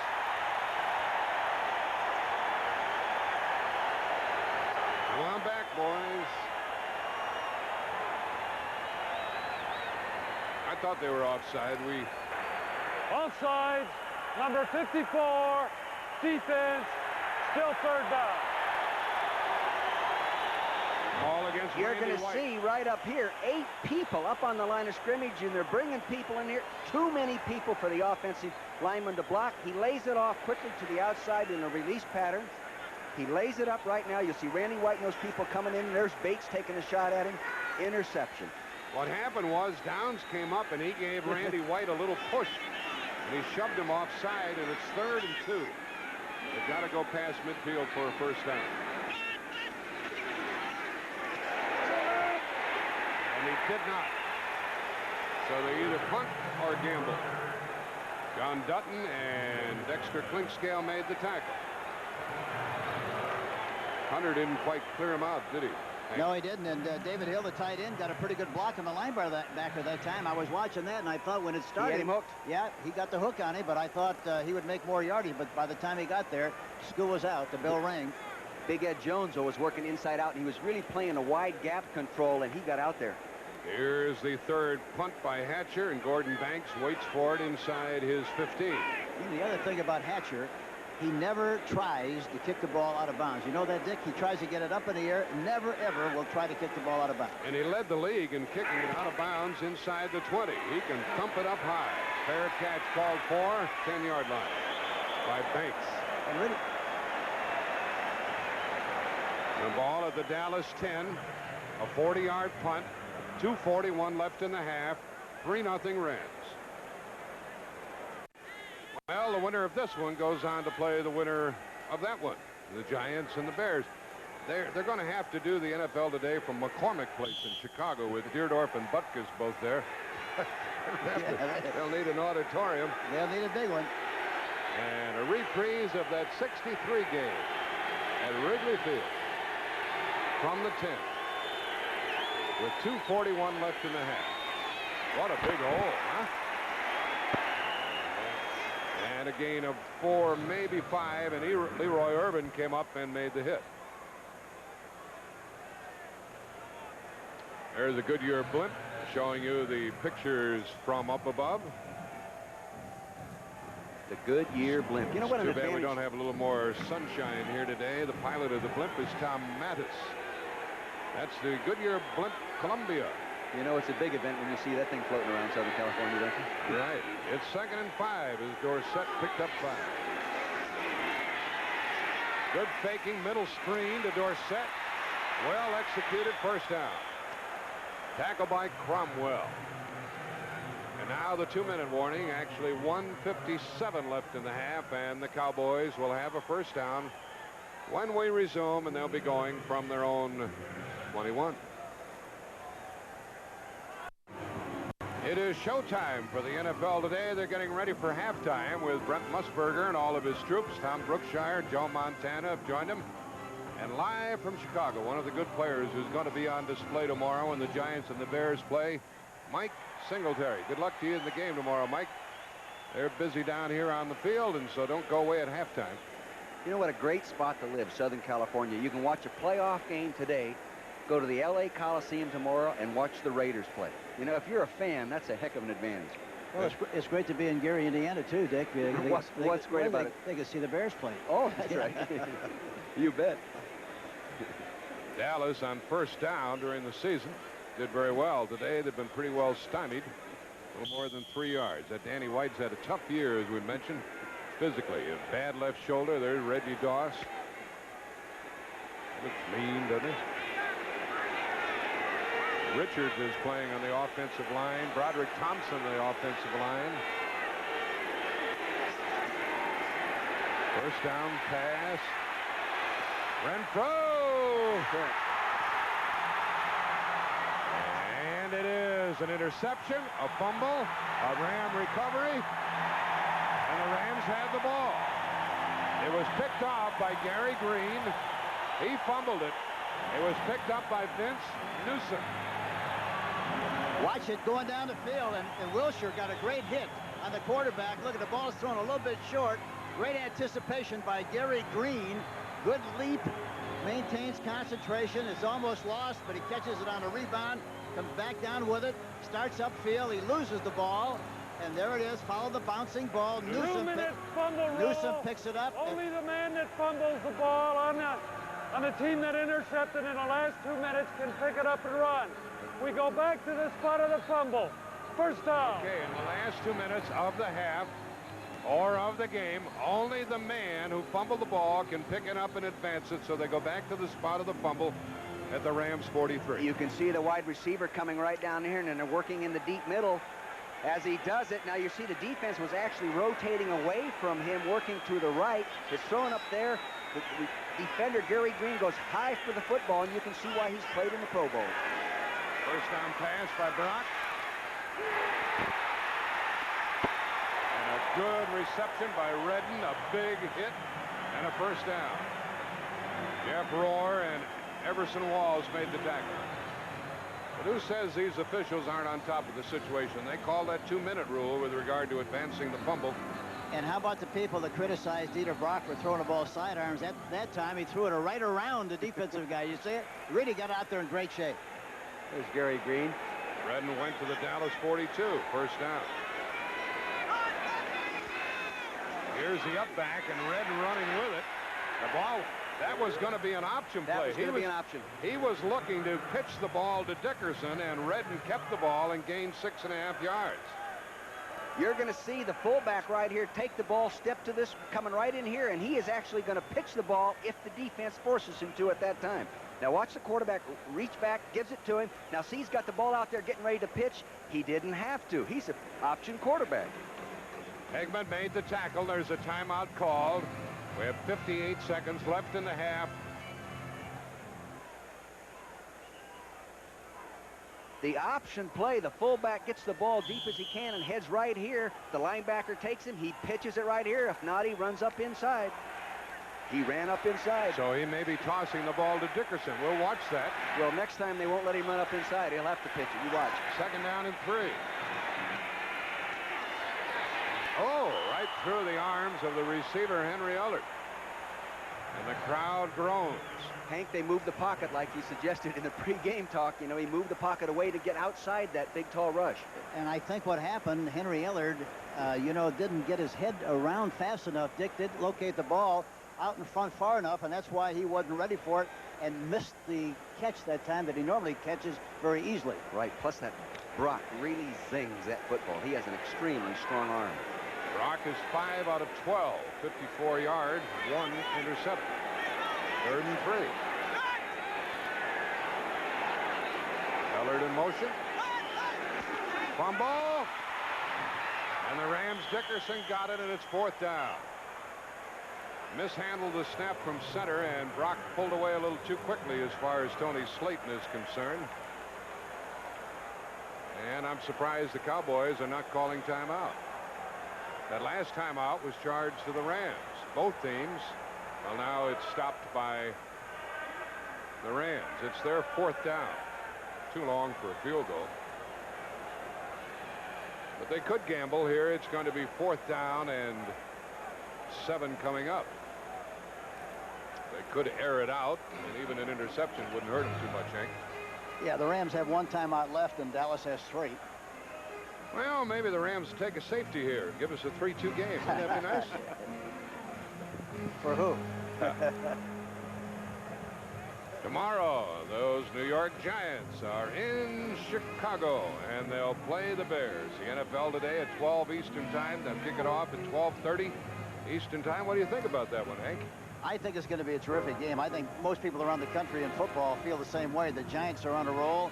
They're playing both very well, both offensively and defensively, and their defense has been terrific. They're running the ball well, and as a result, I think it's going to be a lot better game than everybody thinks it's going to be. It's not going to be automatic for the Bears, is it, Dick? It won't be automatic, but if they play like they were playing when there was competition within their division to win it, I really think they're fresh, and they have just a little too much horsepower and momentum and physical ability for the Giants coming out of a wild card game. Earlier today, Miami came from behind 21-3 and won 24-21 and eliminated the Browns. They're going to run from scrimmage here on 4th down and 7 at the Dallas 39. On 4th down, the Rams have made a first down 7 times in 13 tries this year. You know, they haven't gotten the ball to Hunter at all so far in this game, have they? You're right.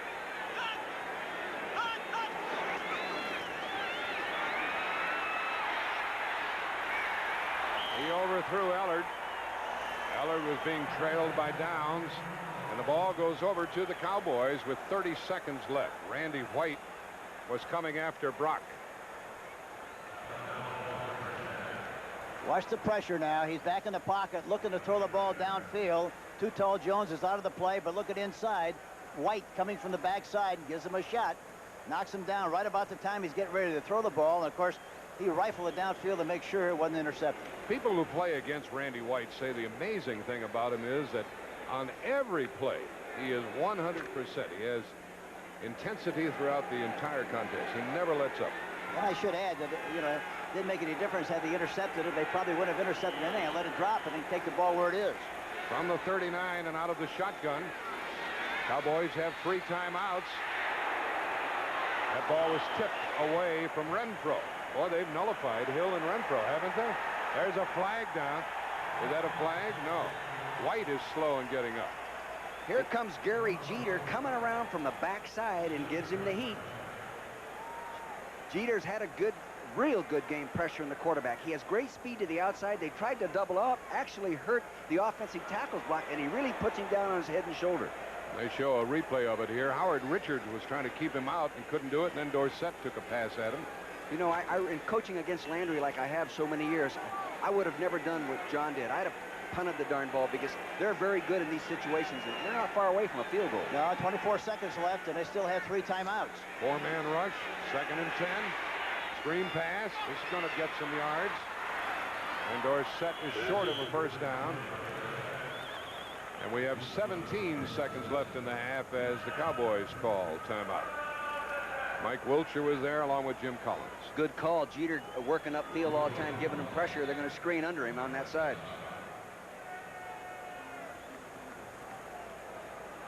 You're going to see Jeter to the left side, bottom of your screen, the offensive tackle, working upfield real good. Number 77, Howard Richards takes him inside like he'd like to on the screen.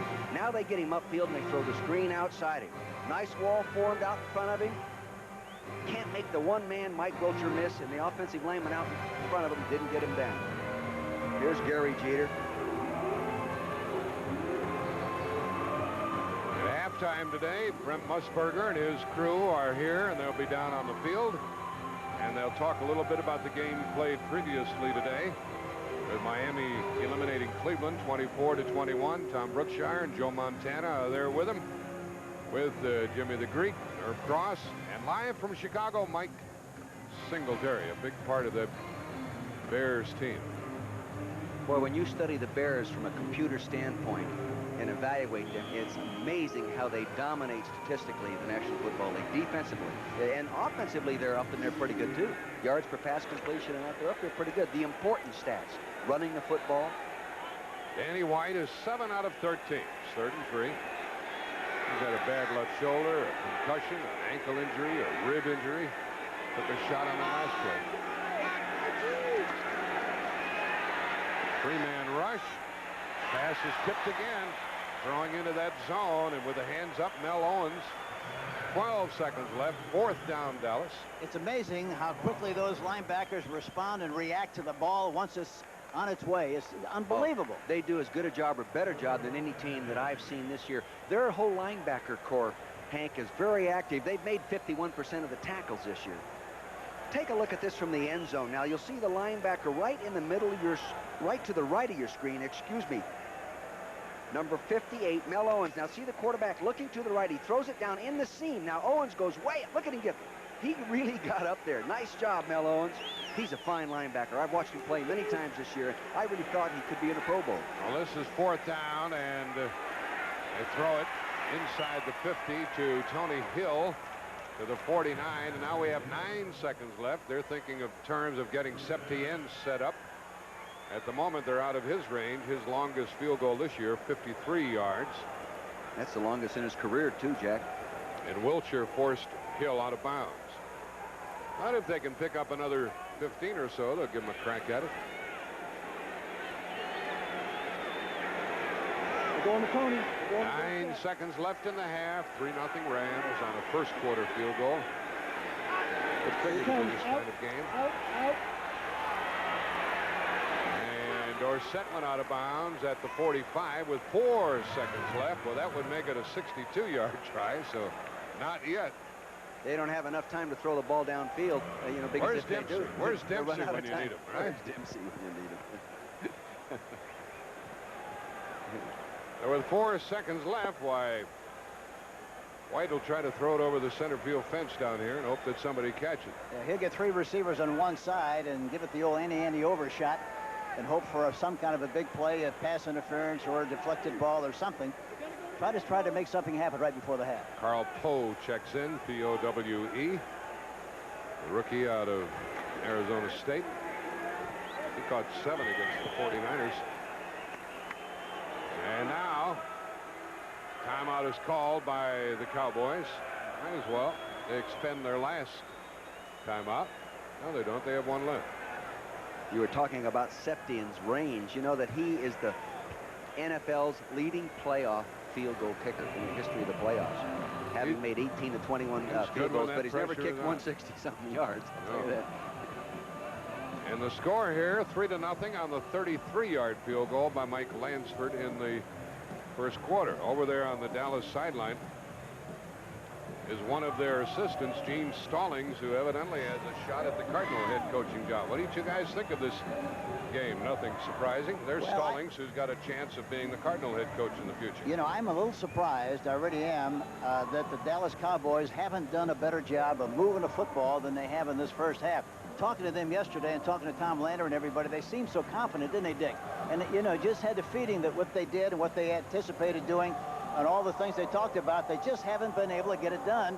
And I think this is really a great compliment, of course, to the defense of the Los Angeles Rams. Well, the Rams have played great defense, Hank. You know, they forced an offensive team to run the ball 37 times or 37 offensive plays before they give up a touchdown on an average through the year. So you can see Fritz Shurmur, as you see on the screen right here, has done a great job of coordinating some great athletes. That 11-man defense they play. And Marv Good along with it, he's done a terrific job for Johnny Robinson for a long time.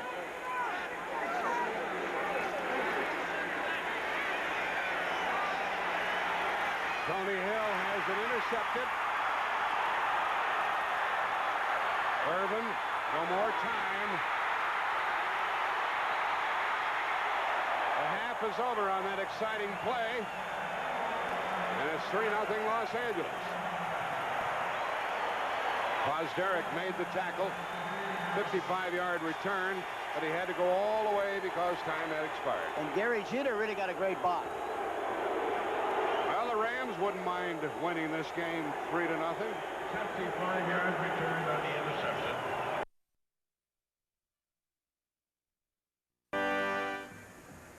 Well, at the half, the Rams leading the Cowboys by a field goal, but there was a late development regarding Ram quarterback Dieter Brock. Here is Dieter outside the X-ray room. Dr. Shields is examining that hand. Let's go live to Irv Cross. Irv, what's the injury? Will he be able to play in the second half?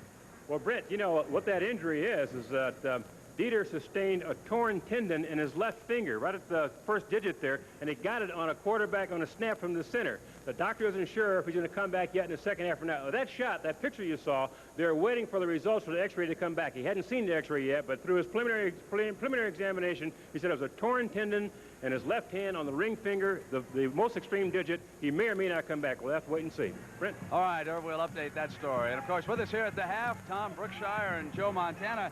Joe, how much will that bother Dieter Brock as a quarterback in the second half? Well, I think if it bothers him at all, it would bother him just taking the ball from the center. And after that, he'll probably forget about it. That adrenaline gets going inside of you, and you forget about those. Brookie, I thought there were going to be some touchdowns in this game. Well, the one part of my prophecy, trying to predict the future is not my business, but Dickerson did have 78 yards on 16 carries, but when they went down and got the tremendous interception by Walls, and some of the defensive turnovers, the interceptions have been really spectacular plays, some of the best I've ever seen. Well, Brookie and Joe, let's take a look at what happened in the AFC divisional playoff down in Miami, and the Dolphins had to come from behind in the second half of the game as the Cleveland Browns opened up a 21-3 lead. Watch here as Ernest Biner runs 66 yards for the touchdown. Now, that is the longest run in Cleveland Brown playoff history. breaking the record held by Jimmy Brown. So with a 21-3 lead, Marty Schottenheimer was shouting instructions, but then back came the Dolphins. After a bad punt by the Browns, watch Ron Davenport. He simply ran over Don Rogers, scooted on in, and that inched the Dolphins closer. Then in the fourth quarter, this would be the winning touchdown. And again, it was Davenport going in, and it was 24-21. And Don Shula, who said, these folks just expect us automatically to take on the Raiders, certainly knew what he was talking about, that it was going to be a real tough football game. Now, I know that Joe Montana would love to be playing, but I'm not so sure he'd like to be playing in the scene we're about to show you. Tomorrow, of course, the New York Giants are going into Chicago to play the big bad Chicago Bears. The weather conditions, well, folks, there's the fog and the wind whipping the flags. The tarp, of course, will stay on Soldier Field. They'll be lucky to get it up. It'll be so frozen. Look at them, ice fishing outside on Lake Michigan. Now, how about our forecast tomorrow? Wind chill of 19 degrees, and we get word that already it is snowing in the Windy City. The Chicago Bear defense, the ringleader, the middle linebacker, Mike Singletary, he's already got his game face on, folks.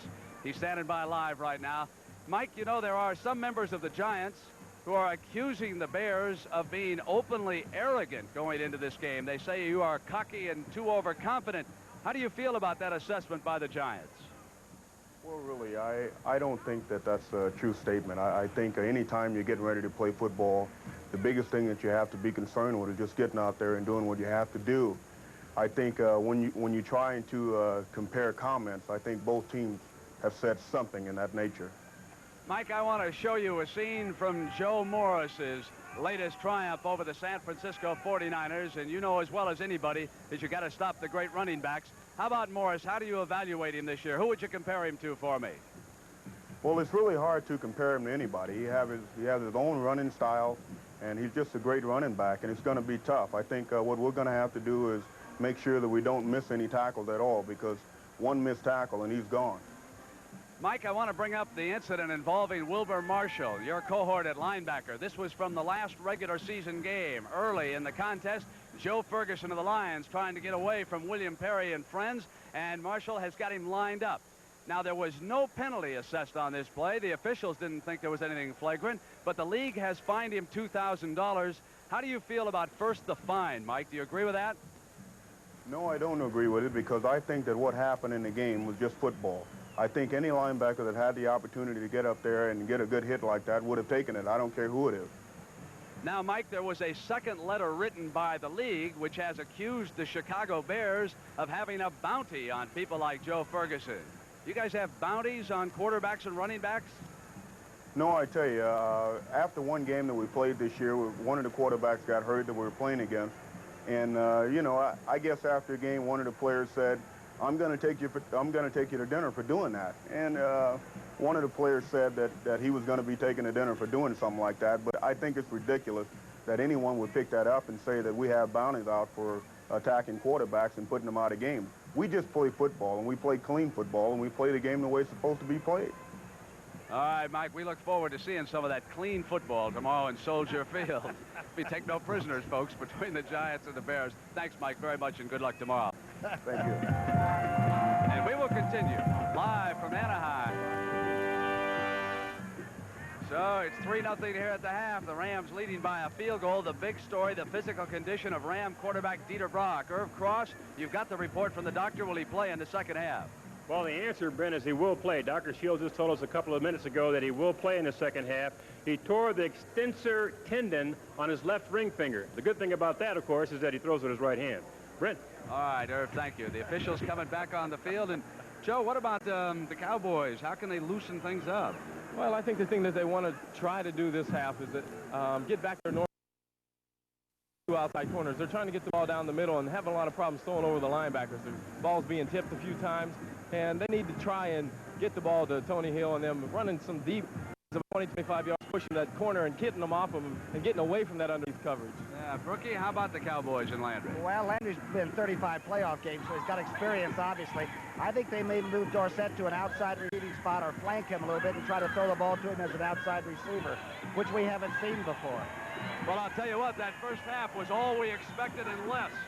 They will get some touchdowns in the These two teams are like a couple that's been married for 25 years. Boy, they know each other very well, and they're keeping a close eye on each other, aren't they? Yeah, they really are, but I think the big difference in the game so far, Jack, is really the fact first down has been the difference. So far, the Dallas Cowboys have averaged 2.7 on 1st and 10, and the Los Angeles Rams have averaged 6.3.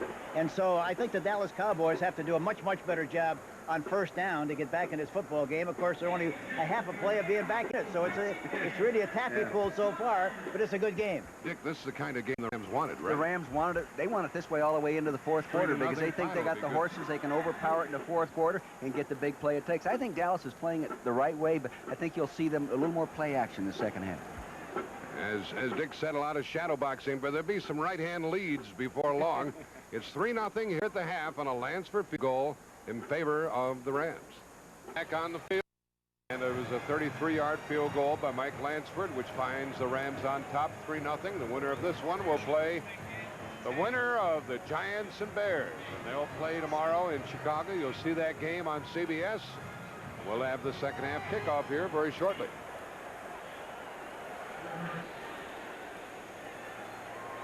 Here's something which happened in the first half to the Ram quarterback, Dieter Brock. We think he hurt his left hand on this play right here as he's thrown to the ground by Big Dutton, wheeling him around, bring him down. Now follow his left hand to the ground as Dutton's elbow comes down on it and gives him this little smash job there, Hank. I think that's the play that happened. He could have drawn a flag on that one, too, for whipping the quarterback around as he did. It's just a good thing it wasn't his right hand. Yeah.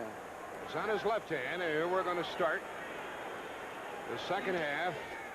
There's Septien. He'll be kicking off from the 35. And Ron Brown, who hasn't touched the ball all day, who's probably the fastest man in football, is back there with Barry Redden. You know, one thing I'd make sure he ran to the left and not to the right. He does it better to the left. Look at that. Yeah. Uh-oh, what happened? He kicked that ball about 30 yards out of bounds. It must have been deflated when he kicked it. Free kick. 30-yard line. And Septien hurt himself. He's limping a little bit. What happened? He stubbed the ground or what? Septien walks to the sideline, and Saxon comes out. And evidently, no, that's not. Yeah, there's Saxon coming out. Septien hurt himself. It might have happened, if he didn't get a good piece of the ball.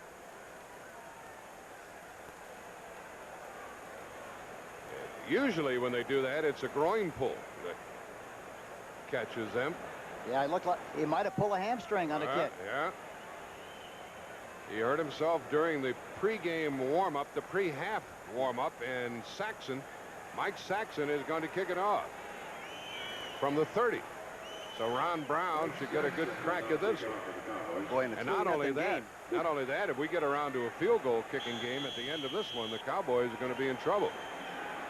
They might have to bring the Look at that. They might have to bring the kicking coach, Big Agajanian, out of retirement.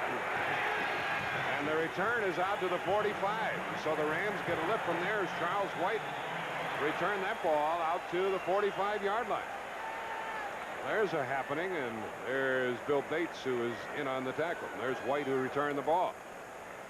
Without Septien, the Rams start from their 45. You don't realize how important that kicking game is in field position until you see something like this happen. You take it for granted. Now the Rams have the ball on the 45. I'd like to see more of that option, wouldn't you, Dick? I think we'll see it more. They set it up there in the first half. They'll come over it in this third quarter, I'm sure. Out of the eye with Redden and Dickerson. Bills on the left side. Dickerson picks up where he left off. It's the bye-bye Blues. It's over.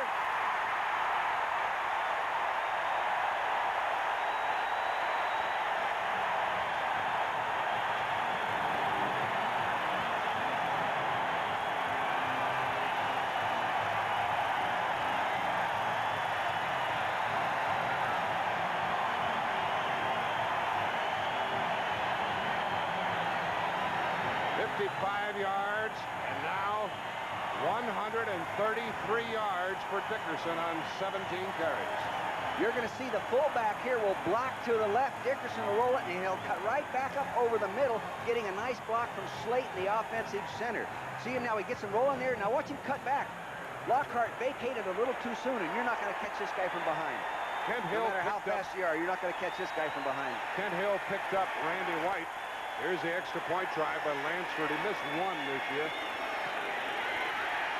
He makes it good. 10-0. Well, that didn't take long, did it? Good field position after the injury to Septien. 10-0. No, you want to see that touchdown play again. We're going to show it to you after the kickoff as Lansford kicks off to Kenny Duckett. Hank, you said that Randy White got cut off on the backside of that? Yeah, I thought the key block, one of the key blocks, number one, it was a straight ahead shot, and that's what you have to do against the Dallas Cowboys. Number two, I think that Kent Hill did a super job of blocking Randy White from the inside out and kept him from pursuing to make a play. Well, we'll see it after the kickoff. Deep into the end zone to Duckett, 2 yards deep. Fumble. Rams have it.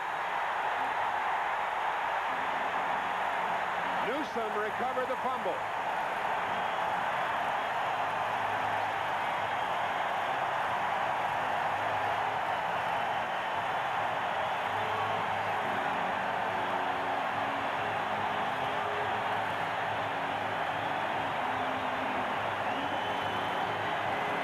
Third turnover by the Cowboys. Here you see him running the ball on the right side, the ball in the left arm. The ball is knocked loose. There it is, follow the bouncing ball. And finally recovered downfield by Newsome, number 22. And the Rams have possession plus 18. There it is. That's the third Dallas turnover. One of them didn't really count. The interception by Urban. Here's Dickerson. And this is when the Cowboys really have to get tough or they're going to be buried here. They trail 10-0. And having been shut out, they can do very little. Here's the touchdown by Dickerson a while back. Now watch the left guard, Kent Hill, number 72 on this play, blocking on Randy White from the inside out. Watch the left guard, number 72. He gets a good inside position on Randy White. Look at he smothers him from the inside, and he runs right by him. Normally, Randy White would make that kind of a play, but he didn't that time because of the great block by Kent Hill, number 72. 1 yard on that last carry by Dickerson.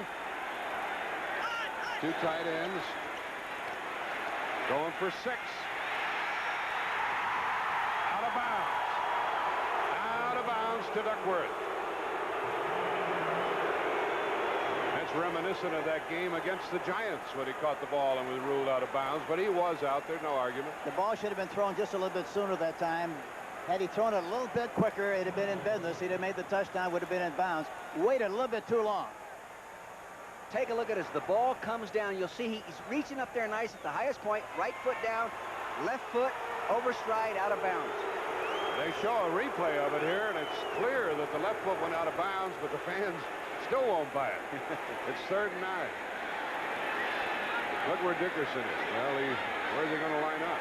Look at that. Look at that lineup by Dickerson. He's just blocking now. They swing it out to him, and he drops it. Incompletes the call. Bill Bates was covering. Watch the left foot. Watch the left foot as it comes down. Duckworth leaps high for the ball, has possession. Watch, it comes down, and watch the left foot just out of bounds. He looked like he was trying to get out of bounds. Yeah, it looks like he reached for it. He did overstride. Yeah, it looks like he made sure he was out of bounds. It is 3rd down. There's Duckworth, the former San Diego player. It is 4th down now, and the field goal try by Lansford, 34 yards. Steve Dills holding. It's good. Well, in a minute and a half, they've scored 10 points, 13-0. Hank, you see Septien walking off the field here. This is Tate. You know, that could change their thinking once inside the 20-yard line, that stuff. They might have help you offensively. You know, 4 downs to score. Here's the kickoff by Lansford to Duckett. Same spot, 2 yards deep. Pretty good lane. And a fine return out across the 30-yard line. Now here's what Dallas has done the last few times they have had the football. Jerry Gray made that tackle. Punt, punt, punt, punt, punt, and intercepted twice. Well, that's not good, is it? in a rut with all those punts, aren't they? No wonder they've been shut out, and now they start from the 31, and Danny White, as you like to point out, Hank, is only 2 plays away from being in front. Although I don't know who's going to kick the extra points. Well, the other thing, the other thing about it, Jack, is the fact that they just have to open up more, and I think they have to make something happen here. They haven't done much so far.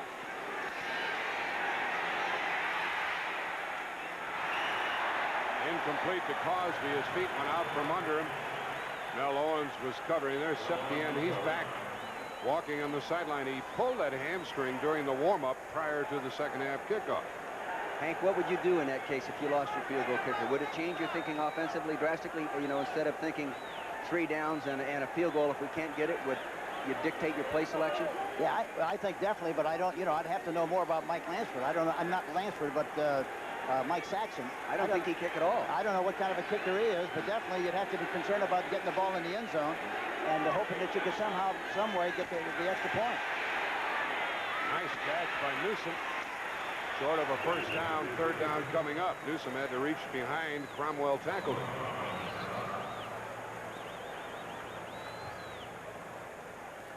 Third down coming up, and the Cowboys today, look at that average. Way under their season's average. Tom Landry trying to figure it out. This Ram defense is a sound defense, and you earn everything you get. And I don't think they can afford to lose their patient approach, because if they turn it over one more time, then they're going to really be in trouble. 3rd and 4. But the Rams have really done a fantastic job with that zone defense. They're changing it all the time, and it's hard to read. Yeah. Jeter is in there. A blitz. Incomplete. Right in the face of Danny White. Wiltshire was on top of him. Tried to get it out to Renfro, and they'll have to punt again. I guarantee you, Danny White looks confused to me. He really does. He's trying to figure out what they're doing. You're right, Hank, because that's that 33 nickel defense, and they haven't used that all year, I don't think. They haven't seen it. Well, I think, when we talk about 3-3, what it is, the 33 nickel, it's 3 linemen, 3 linebackers, and 5 defensive backs. They haven't seen that very much, and it's confusing them. Well, here's Saxon punting, his 6th punt, and Henry Ellard may show us some fireworks. Nice kick.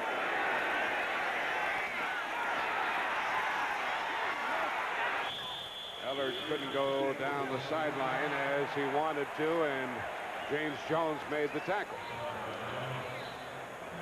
Now, the Rams don't have quite the field goal that they have had in the past. Well, next Saturday here on CBS at Twin Bill Collegiate Basketball. We have a flag down on that kick return, by the way. Dick Jorgensen will get it sorted out. It's against the Rams after a 50-yard punt. Illegal block on the run back. Number 51, receiving team, first down. We're telling you about the basketball. In a nationally televised game, Walter Berry will lead St. John's against Georgetown. Georgetown was just knocked off by Pittsburgh. And then many of you will see Notre Dame with David Rivers visiting DePaul, or a Pac-10 showdown, Southern Cal and Washington. Next Saturday beginning at 2 Eastern Time, 11 Pacific, here on the home of the NCAA Championship, CBS Sports. From the 8-yard line. High and away and incomplete. The offensive lineman got off the ball in good shape that time, got the hands down, and he got over the top in good shape, except he just threw it a little bit too high. Did it surprise you the Rams are throwing from their 8-yard line? They seldom do that. They seldom do it, but I think going into the ball game, I think they felt they had to change the personality of what they've been doing in the past, and I think they're mixing it up pretty well. 2nd and 10.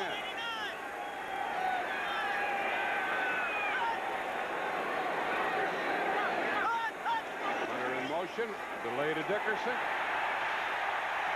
First down and a flag. Randy White made the tackle. Dickerson's hot about something. And the umpire talks to the referee.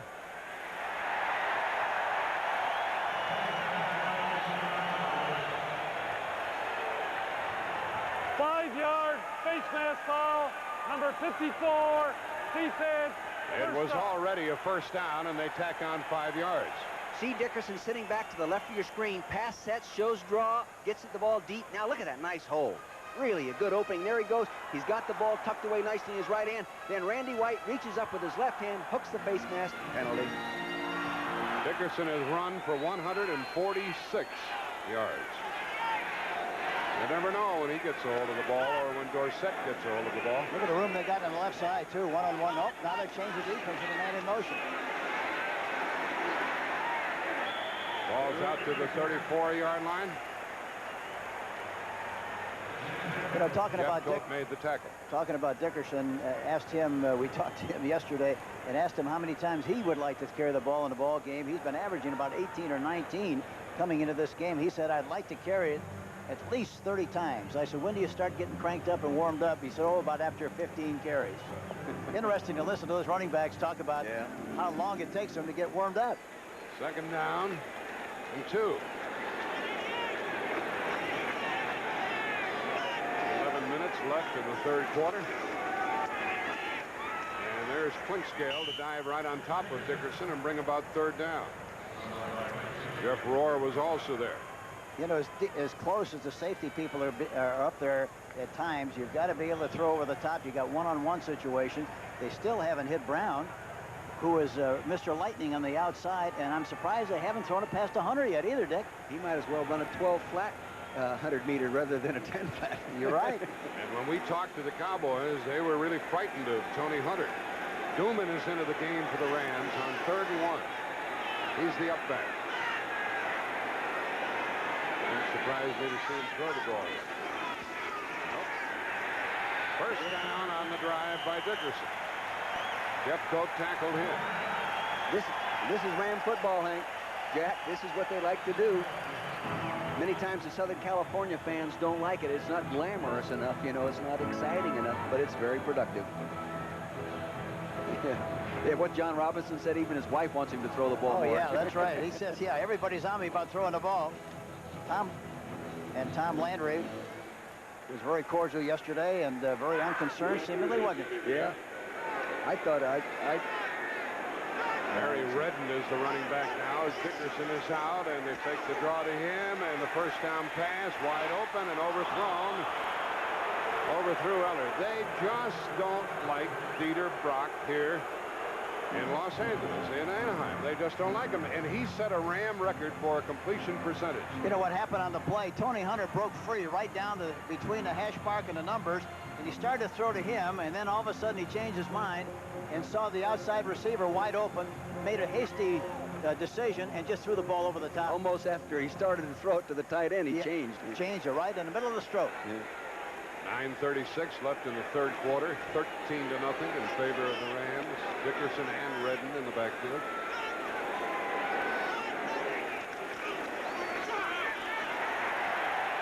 He's to the 45, and that'll make it third down about 2.5 with Randy White tackling him. They're doing a great job of coming off the ball. I tell you, they're going right after him, and that's the way to do it against the Cowboys.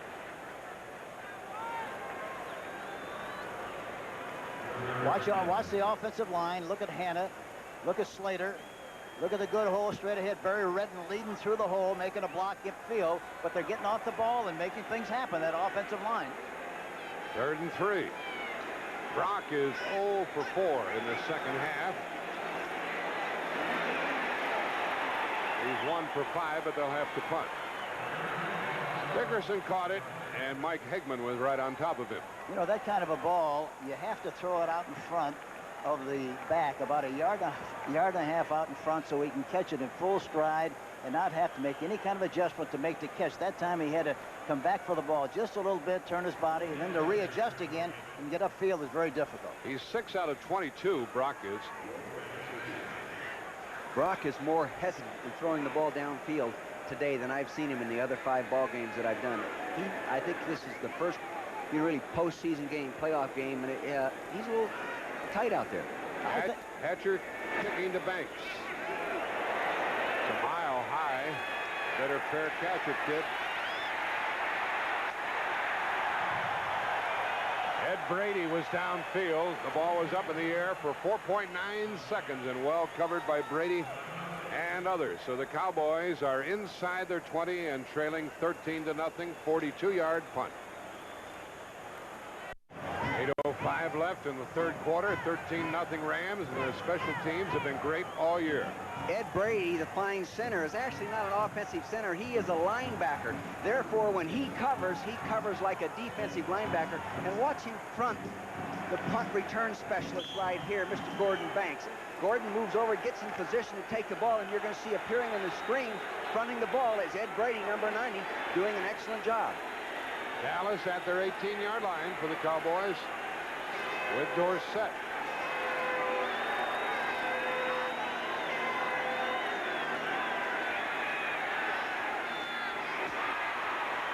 And they got one out here to Cosby, the tight end, for a first down, and Irvin tackled it. This quarter, the total offense prior to that play, only 7 yards for the Cowboys. And how long have they had the ball? A minute and a half. Of course, that's very meaningful so far, but it's kind of deceptive because the Dallas Cowboys can be so explosive that anything can happen as they go along the rest of this football game, you know? Newsom goes off on a wing.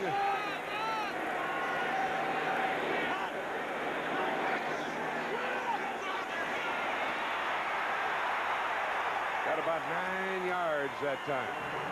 Johnny Johnson tackled him. Follow Newsom, the wingback, over here as he comes in motion and leads the nice draw play. Nice block by Newsom. Follow him coming in motion. Now watch him lead through up in the linebacker. Oh, he gets the offside linebacker. Nice job of opening up a hole inside. Out to the Dallas 42. Hank, you remember that Monday night game we did in Minnesota and Dorsett took the ball on the 1-yard line? Yeah, it was a taffy pull. Remember how bad a game it was? And all of a sudden, he runs out of the end zone 90-some yards for a touchdown and schools out. The game's over. That's the way he is. So let's see if the Cowboys can come up with a strike of that sort. Cosby again. That's a first down. Out to the 45, and Wilcher tackled him. He wanted to throw a quick out to his right, and the coverage rolled up. They went double zone, and he didn't have anyone to go to. On the sideline is Septien. He's trying to see if that pulled hamstring is going to allow him to kick when the Cowboys get a chance. Also warming up along the sideline is Brian Salonen, so we may see some of him. I guarantee you we're not going to see Septien, not the way he's kicking into the cage right there. First down, Dallas.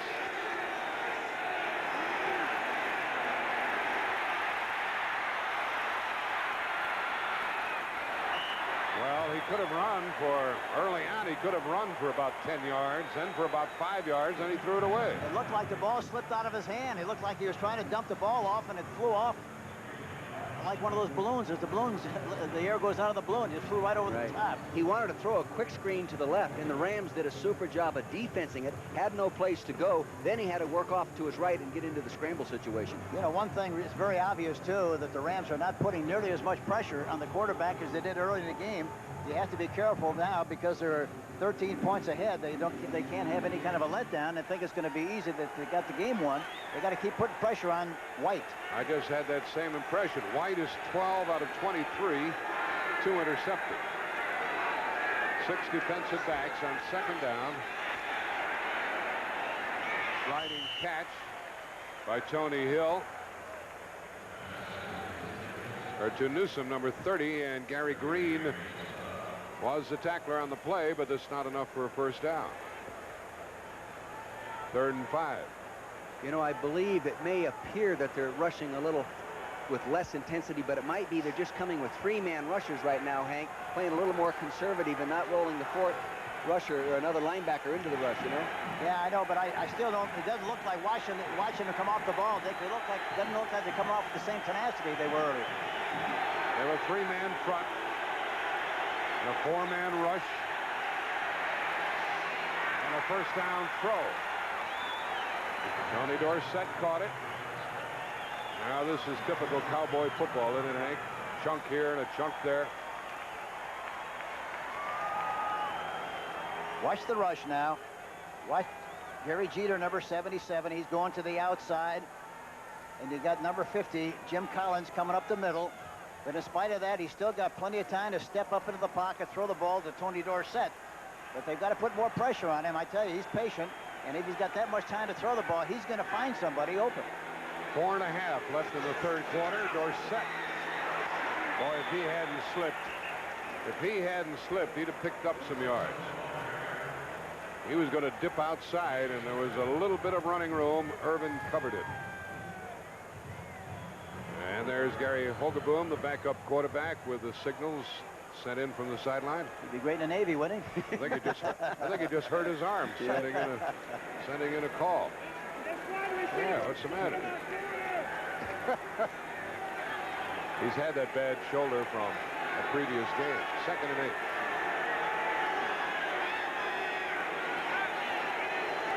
It's a good drive for the Cowboys. Listen, to the 20. To Cosby again.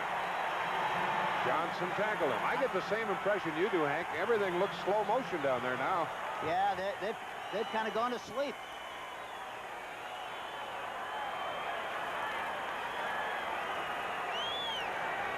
Here's the semi-roll. Look at no pressure at all. Right in the seam between the linebackers and the defensive back. Cosby gets in there into the area, settles and gets the ball right on the money. But it's a good march by the Cowboys. And if I were the Rams, I'd be very concerned. Wouldn't you, Dick? Yeah, they've got to get some heat on him. Like you said, catches for Cosby.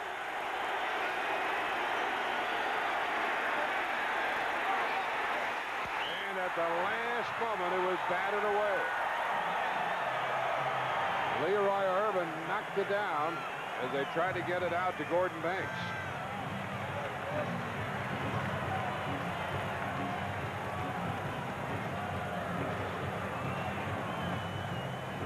Here's Leroy Irvin in post coverage now. You can see the receiver, Gordon Banks, working inside. 87. Nice reach with the left hand and batted away. The quarterback, Danny White, actually wanted to work to his right, but the coverage rolled that way and forced him to come back and throw the post pattern to his left. 3 minutes left in the third quarter. 13-0 Rams. This one isn't over.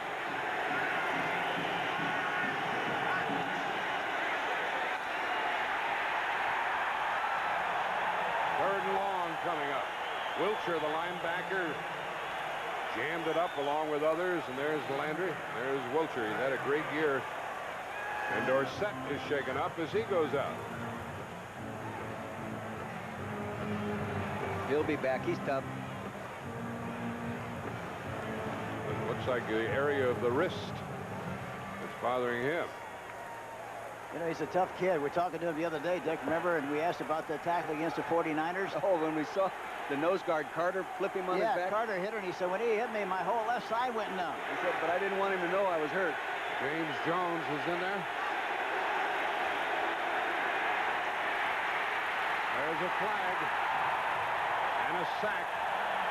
Kevin Green got in on top of Dorsett, and it's holding against the Cowboys.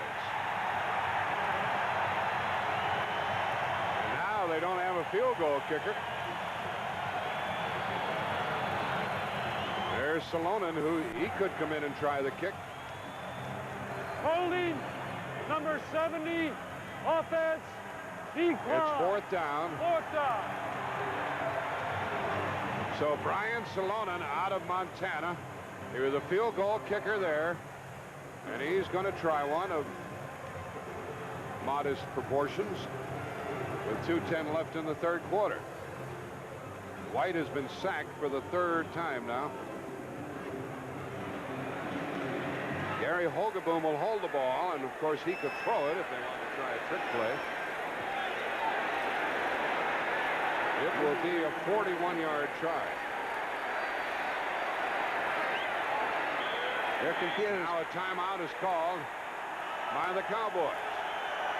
They had both White and Hogeboom on the field. They were going to try something, Hank, weren't they? Looked that way. Now they'll get it squared away. It's going to be fourth down. They'll try a field goal.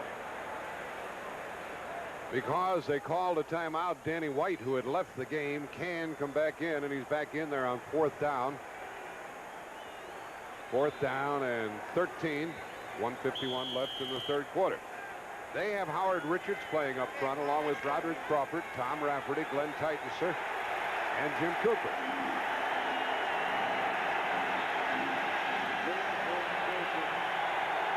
Fourth down, big play for the Cowboys. Three-man rush. And it is incomplete. He tried to get it to Gordon Banks, and Irvin got a hand on it again.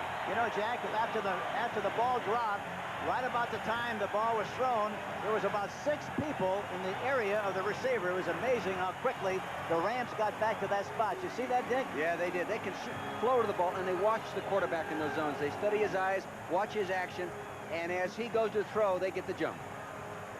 This is what happened on the sideline when that ball went incomplete. There's Renfro. They were hoping for a little interference call. The ball is at the Ram 24. 1:45 left in the third quarter.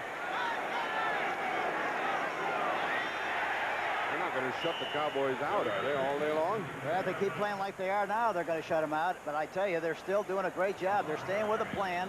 They're very patient offensively, sticking it right at them, and they're really making things happen at the point of attack. The offensive line is really, the Rams is really doing a terrific job.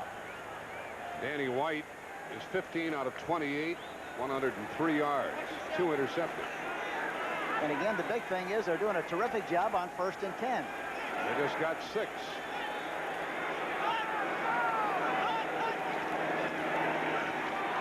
Redden made a good block. First down.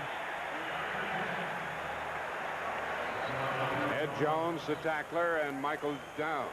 Let's watch that play 2 plays ago. Here's another real great effort by Leroy Irvin, number 47. You can see why he's going to the Pro Bowl. Now watch him break on the ball, going right up over the top, avoiding making contact early with the receiver, getting his left hand, batting the ball away. Nice play. Dickerson ran to the 35 for a first down. You know, I've seen Leroy Irvin drop as many passes as he has intercepted. He has intercepted 6, but I've seen him drop about that same many. First down throw. Incomplete. I don't know why he hesitated that time. He moved the pocket, and Ellard was breaking free downfield, and he didn't throw the ball to him. Then there was a hesitation, and by the time he made up his mind, it was all over. Yeah. They had him faded on the play. 36 seconds left in the third quarter. It's 13-0 Rams. Brock's hot, isn't he?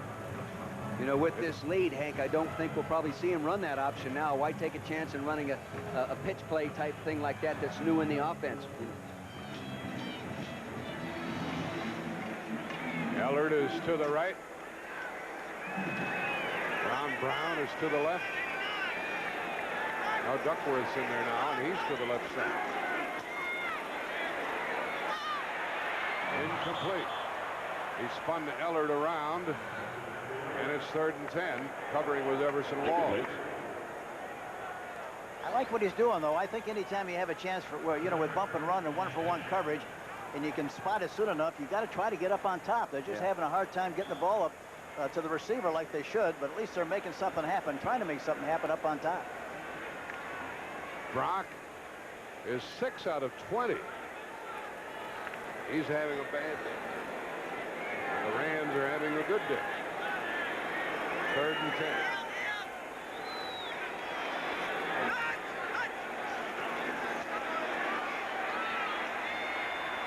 High and away again, and incomplete to Duckworth. Boo, say the fans. He's throwing that right into double coverage. That was double man. Bump and run short, backed up by a safety. Threw it right to him anyway. Yeah, he was fooled by that one, and in spite of it, he just let it fly. And the ball really sailed, too. He let it go a little bit too soon, Dick, it looked like, and it sailed right over the top. This will be the 5th Los Angeles punt by Dale Hatcher. And Gordon Banks hopes to provide a good start for the Cowboys. Imagine the Cowboys shut out for almost 3 quarters. He drove that one deep with a 23. Fumble! The Rams have it.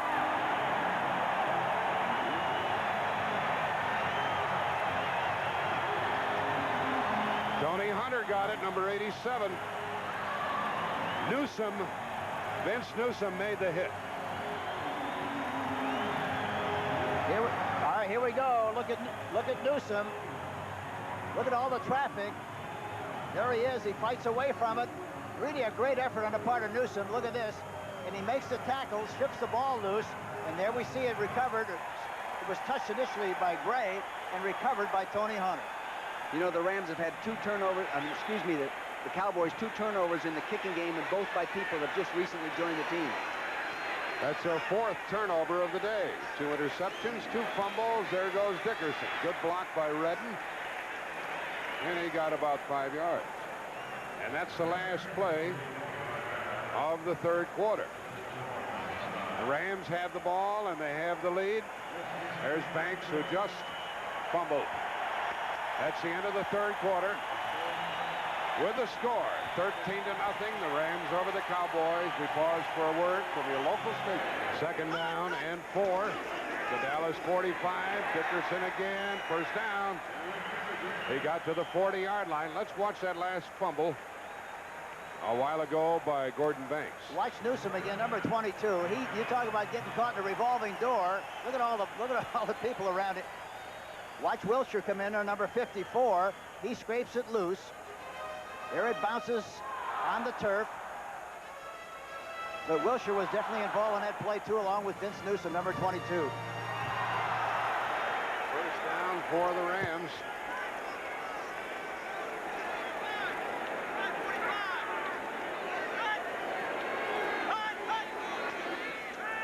First down pass. No. No way with Ellard being trailed by Walls, who had some help.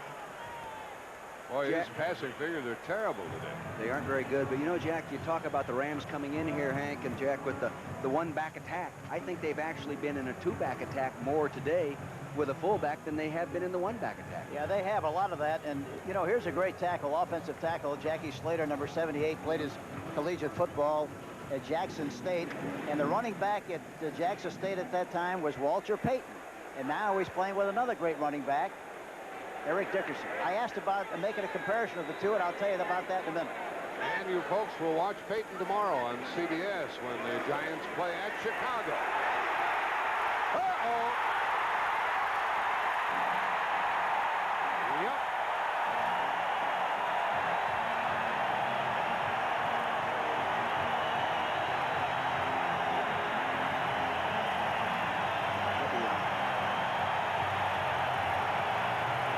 Look at that smile.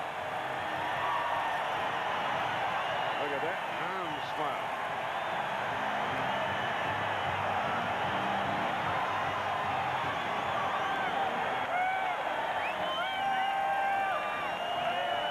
The key to it is a nice block by the tight end, Hill, and a fullback coming right here and gets a nice block on the force man, the strong safety, Dexter Klingscale. Now watch Redden.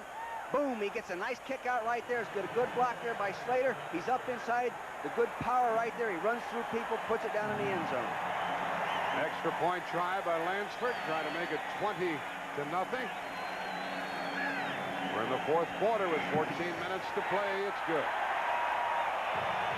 14:04 left in the game. Dickerson ran for 55 yards earlier, 40 yards this time, 227 yards today. He's earning his money on his new contract. We have 14:04 left in the game. It's 20-0 in favor of the Rams. Look at that smile. You know, you don't get to do that very often to the sideline of a football game. No, but he's got that big peppermint smile. And Kenny Duckett comes up and takes the ball. Now he gave way to the wingman, and the tackle is made at the 15-yard line. Sean Miller made the tackle as Newsom. James returned the ball. Here's the action tomorrow on CBS, 12 o'clock Eastern for the NFL today, and then the Giants and the Bears hook up.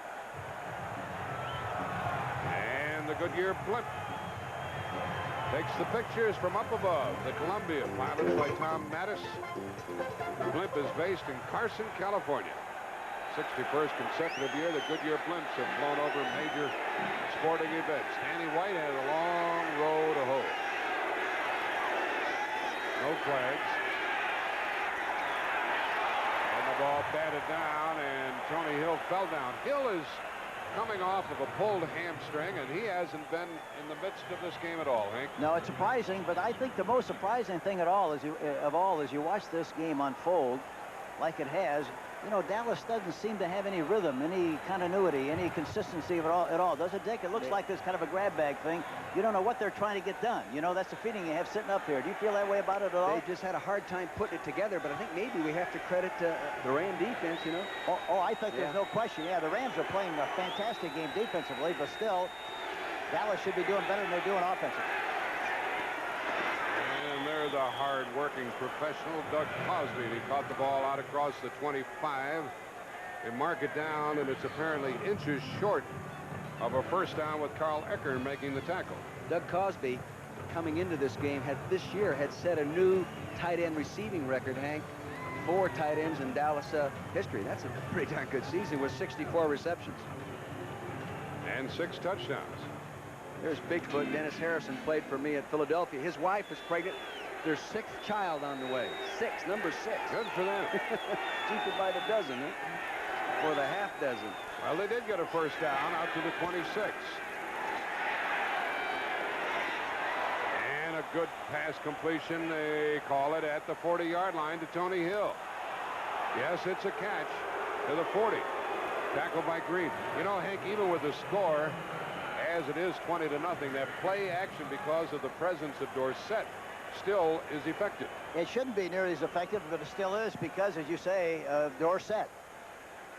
You know, I really don't think he caught that ball, Hank. I didn't think he did either. I think it slipped right down, too. Unless he got it by his knees before it hit the ground. Well, it's a first down, whether he caught it or not. That's right. Hey, he caught it. The official said he did. I'll let him have the catch. We want a closer game here, don't we? Dorsett's good for 5 and out of bounds. Run out by Johnny Johnson. Let's check the Dallas bench. There's Septien for 1. He has a pulled hamstring. What a way to end it, huh? Yeah, he's got to be very disappointed. Hank, when you think of a losing team such as Cleveland earlier today, and they lost to Miami 24-21, Renfro is out with a strained left calf. When you think of the July training camp, the 4 preseason, the 16 regular season, it's tough when the curtain comes down on you, isn't it? It really is. Very final. 2nd and 5 for Danny White. 12-17 remaining in the game.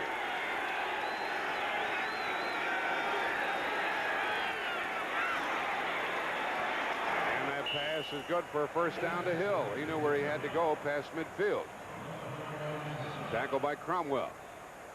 But the Rams will give them a lot of those passes now, won't they? Yeah, they've been giving them a lot of those kind of passes all afternoon. That's the thing about the way they play. They're very stingy defensively, and they get a good rush with a 3-man front. And as we talk about consistently, the linebackers really do a terrific job of getting back there to help on the pass. You know, the linebackers you just mentioned, they make 51% of the tackles on defense. You know, and 30 linebackers make more tackles, but that's a higher percentage than I've seen in all the games I've done this year. Another fumble. And a scramble for it. And they're going to give it to the Rams. Doug Reed wanted the ball, and he got it. Gary Jeter stripped it away from Danny White. And another turnover for the Cowboys, their 5th of the day. 3 fumbles, 2 interceptions. Take a look at Danny White, the quarterback now. He's coming back. He's got action working to his left. You can see Titans are right there. Here comes Jeter, flushes him up inside, hooks him right there. And Danny had the ball out in front of himself with the right hand, and it just dropped out of his right hand. And did Doug Reed go after that ball like a gopher, or did he? Now you look dug it out of there. Yeah. 5 turnovers. Can't win turning the ball over. Ball is at the Cowboy 46. Here goes Dickerson again, I guess. He already has a playoff game record. had a few too. Here's the gentleman who recovered the fumble, and that is Doug Reed. San Diego State had 7.5 sacks this year, doing a great job at the left defensive end. Hank, he's about as consistent a defensive end in performance this year as I have seen in terms of intensity on every snap. He really gives what he has to give. The veteran Hegman is slow in getting up for the Cowboys now. I'll tell you another guy that's done a great job here this afternoon, the entire offensive line of the Rams, but Kent Hill, specifically on White, has really done an excellent job. He's got those long arms, Hank. He can reach out there and stop him. Dickerson just got 5. Hegman is injured. 11:21 left. Mike Hegman along the sideline. Brian Salonen is in there in his spot. So Salonen plays the strong side linebacker. Dickerson just got 5, and it's 2nd and 5. This is the best rushing day ever in the pros for Dickerson. 232 yards. And look what Dallas has given up rushing. 239. More than double their season's average per game. Here he goes again. Now you can take 1 off of that total. Lockhart made the tackle. That handsome gentleman is a future football Hall of Famer, Jack Youngblood. He'll be in Canton, Ohio, Hank. He surely will be. He's been a very special player all through the years, and still very much a part of the Los Angeles Rams. A great deal of pride in what he's done. Does some work now for ESPN. He'd like to be up here in the broadcast booth. He wants our job, Hank. He's auditioned with CBS and NBC. You know, he wants your job and my job today. And I think he'll be a good one. I really do. He's a worker. He always has been. I was here when we drafted him a long time ago. Well, they took Dickerson out because they lost a yard. Harry Redden is into the game. Fumbles. He's no slouch. The ball came loose. Belongs to the Cowboys. Well, Barry Redden carried it, fumbled it, and it was recovered by Dennis Thurman. The big hit by Randy White that stripped the ball away from Barry Redden. 2nd Ram turnover. It's a trap play. Watch it. They're coming across. Slater is trapping White. He comes through there with the ball in the left hand. Pressure from Jeffcoat from the outside end. The ball falls loose. There it is. And recovered by the Dallas Cowboys. Specifically, Dennis Thurman, number 32. When Randy White grabs your arm and tugs on it, he can pull the arm away from the body, and that ball will drop out. So wonder he doesn't pull it off altogether. That's right. From the Dallas 32. With a score 20-0 in favor of the Rams. Dorsett. And very good running speed by Cromwell to take advantage of the angle he had. 9:58 left in the game. They just haven't allowed Dorsett to get going upfield. You know, they've been stringing things out. Now watch Tony on the right side of your screen slide across on this draw action. See, and he can't get turned up. They keep forcing him inside out. Here comes Nolan Cromwell to put him out of bounds. They don't let him get going upfield. He's rushed 17 times, Hank. For 58 yards, and we're talking to him yesterday, the way he talked, the way he felt. Yeah. You know, he wasn't braggadocious, but you had a feeling he was going to have a good day here this afternoon. 2nd down and 9. Motion by Newsom. And they get him again. The 5th sack. Mike Wiltshire was the first in there, number 54. He had 12.5 sacks during the year. That's the 5th time that they have sacked Danny White today. They're doing it with a makeshift offensive line because they lost Chris Schultzer early in the game. I don't think that would have made much difference, though, Jack. I really think the way that defensive line of the Rams is coming off the ball and the way that Wilshire's coming off in there, why, they're putting an awful lot of pressure, and they're making things happen up front. 3rd and 16. It's got to be a great feeling, Hank, to be the head coach of the Rams now, sitting on the sideline with the defense playing like they're playing with this kind of lead in your first division championship game. Now they're in a 4-man line defensively, which they haven't used very much this afternoon. Screen pass, nicely timed. There goes Dorsett. And he is short of a 1st down on a 3rd down screen. Johnny Johnson stopped the play along with Sean Miller. By the way, you might see that 40 on the top of the uniform of the Los Angeles Rams. And this is the 40th year that they have been here after moving out from Cleveland, first to Los Angeles and then to Anaheim. This is 4th down, and the Cowboys are going for it from scrimmage, trailing 20-0 from their own 44. On 4th down, they've been 5 out of 9, and it's 4th and 3. They need a 3-yard pickup. Watch for Cosby. Now it's a little forward pitch to shovel pass to Dorsett for a big play. We thought we'd see that sometime during the game. We finally saw it. Yeah, there was the little shovel pass. And that's, of course, that's an awful good play. Again, it's a very good play when the defensive ends are really expecting passing coming up the field like they are. Watch on the right side here. Watch Gary Jeter coming up the field, playing the pitch, throws it inside. And there you see, good blocking downfield. Dorsett runs through one tackler and goes all the way down the field and picks up a first down on the play. The other point, Hank, if that had been fumbled, that's an incomplete pass. First down throw, nothing. Incomplete. Trying to get to it was Johnny Johnson. Tony Hill looks like he's not 100% to me running those post patterns. Hank, he didn't look like he was really flying, and he has good speed. That hamstring may still be bothering him. Yeah, it may be, but I think that here again, with the way they're playing defensively, there's no way in the world, unless one of those defensive backs have a heart attack, that receiver's going to get into that zone defense deep. Yeah. They're playing too deep. He'll hit that post pattern inside the corner, about the only way you could do it. That's the only way you can do it. You can't go up on top with it. Hill has caught 5 for 34 yards. Whenever any athlete has that hamstring pull, it's really tough to get it out of their mind. Really turn it loose. Convince themselves that they're over the injury altogether.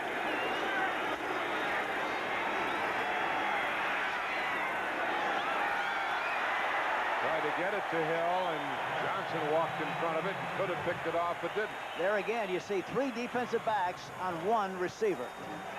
Johnny Johnson playing free safety, just watched his quarterback turn his head to the right, and then he broke, and then Danny threw the ball, and Johnny Johnson was on his way. Yeah, one thing that's very obvious, too, when the ball's up in the air, the safety man can cover about 20 yards. You bet. To get to the ball, and that's exactly... And more. Depending on who he is, but at least 20. Yeah. White is 20 out of 36 with 2 picked off. But they've held Dorsett under 100 yards rushing, and that always seems to indicate whether Dallas is going to win or lose. Well, it's been close, as we said at the start of the ball game.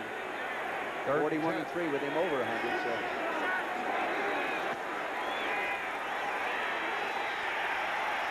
Flag is thrown. Pass is incomplete. Probably holding against Dallas because the umpire threw the flag. Holding Cowboys.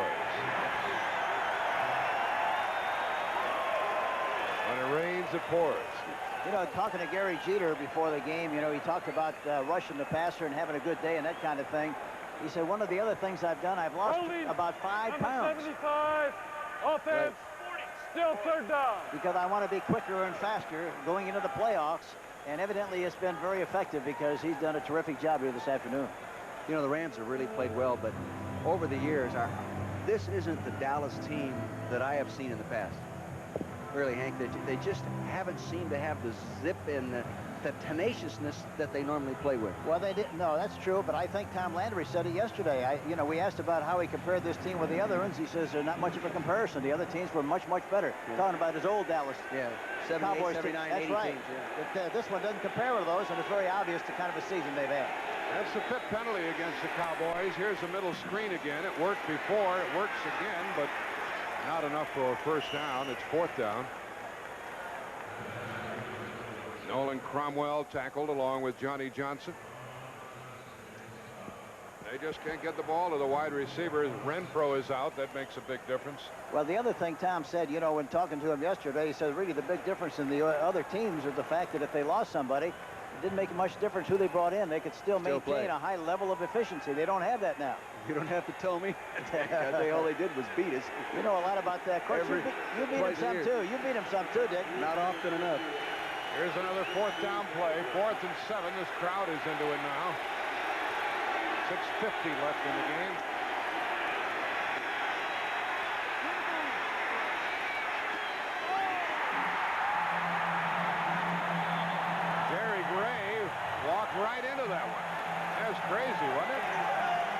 is a 6th turnover for Dallas.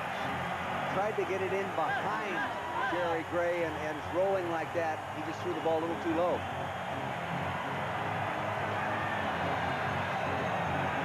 You're going to see Danny get pressure coming from behind him from his blind side on the left. Jeter coming up the outside, good movement, and he flushes. He has time out here. He's looking for a receiver, no one to work open, everyone playing the zone. He tried to get it over Gray's head to the receiver behind him and could not do it. Therefore, the interception. That's the first ever for Jerry Gray, the rookie out of Texas. He's their #1 pick. And the Rams have the ball at their 35. 6 Dallas turnovers, 3 interceptions, 3 fumbles, and the Rams only 2. Redden and Dickerson are in there.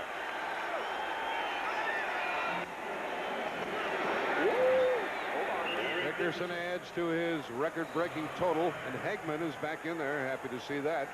He made the tackle. With the tempo of the game changed and being dominated by the Rams right now, it's a good time to get Dickerson an NFL playoff rushing record.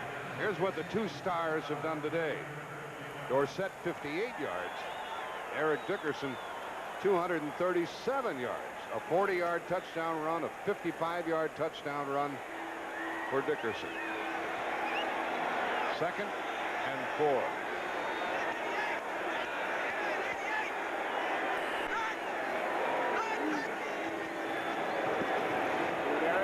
First down. How many yards is he going to end up with? I don't know, but I'll tell you what I'd do, Hank, if I were coaching. I'd get him out of there, let him sit on the bench and be healthy for next week. You know, I talked earlier about Slater blocking for Walter Payton at Jackson State in college, and also now for Eric Dickerson. 2 backs. Everybody knows how great they are. What is the difference between the 2 of them? He's just one. Anytime Eric Dickerson gets a step, he's gone. That's the difference. Dickerson just got a rousing ovation from the 66,351 who are here. He's up to 244 yards. Mike Gooman is in the backfield, and Redden runs across midfield. Eric Dickerson gets a well-deserved breather. That's a new NFL playoff rushing record for a running back. The old record was held by Jim Brown at 232 yards.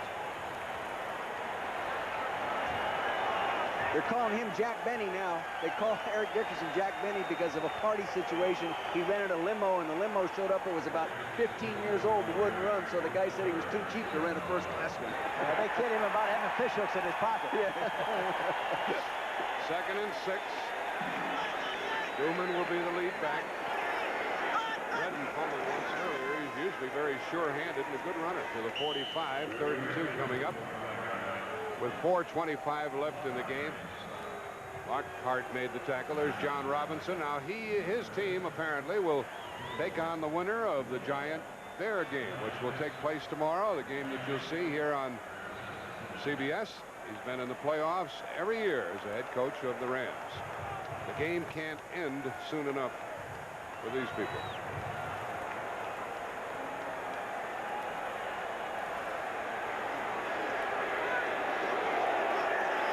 Third down, short yards for the Rams.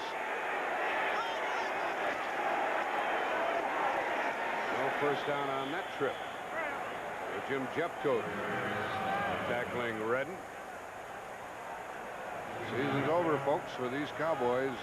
They're thinking all this time, all that effort, all that work that we put in to be a champion and go on into that and it's gone. It's behind us. And boy, that is really a depressing feeling.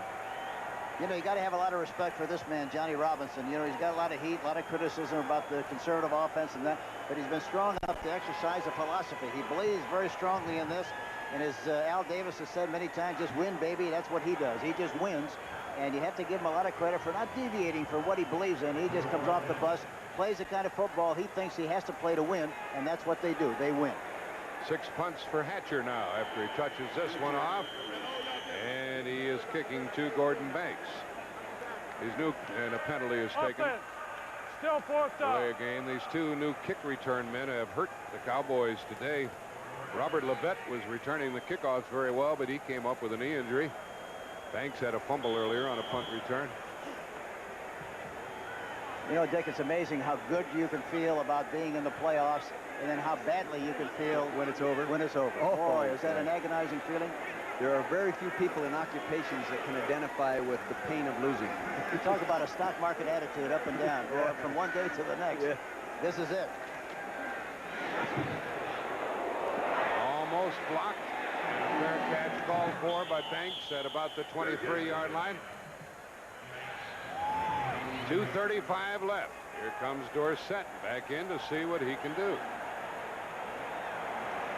These fellas, the offensive line of the Rams, they get 10,000 for playing today and at least 18,000 for playing next week, either here at home against the Giants or at Chicago against the Bears. You can bet what they're hoping for tomorrow. You know, that the trip from the West Coast to East Coast in the cold weather is really tough on a West Coast team. And their defense on the field has blanked the Dallas Cowboys 20-0 with 2:35 left in the game. The defensive staff has to be fired up, Hank. You know, Fritz Shermer, the coordinator, Steve Schaefer, the secondary coach, Marv Goo, the defensive line, and Fred Whittingham, outside linebackers, and Larry Brooks, the assistant defensive line. Those guys are going to party tonight. Yeah, it's funny. I talked to Marv Goo right before the game on the field, and I said, how do you feel? He said, we're going to out-tough them. Yeah. Real out-tough them. These Rams played this year without George Andrews, without Eric Harris. Building nicely for those good players. Los Angeles will give them all they want on that one. James Jones caught it. Cowboys have never been shut out in a playoff game, but they have 221 to get rid of that statistic. Collins made the tackle with Owens. And a hurry-up offense for Dallas. Second down, outside, incomplete.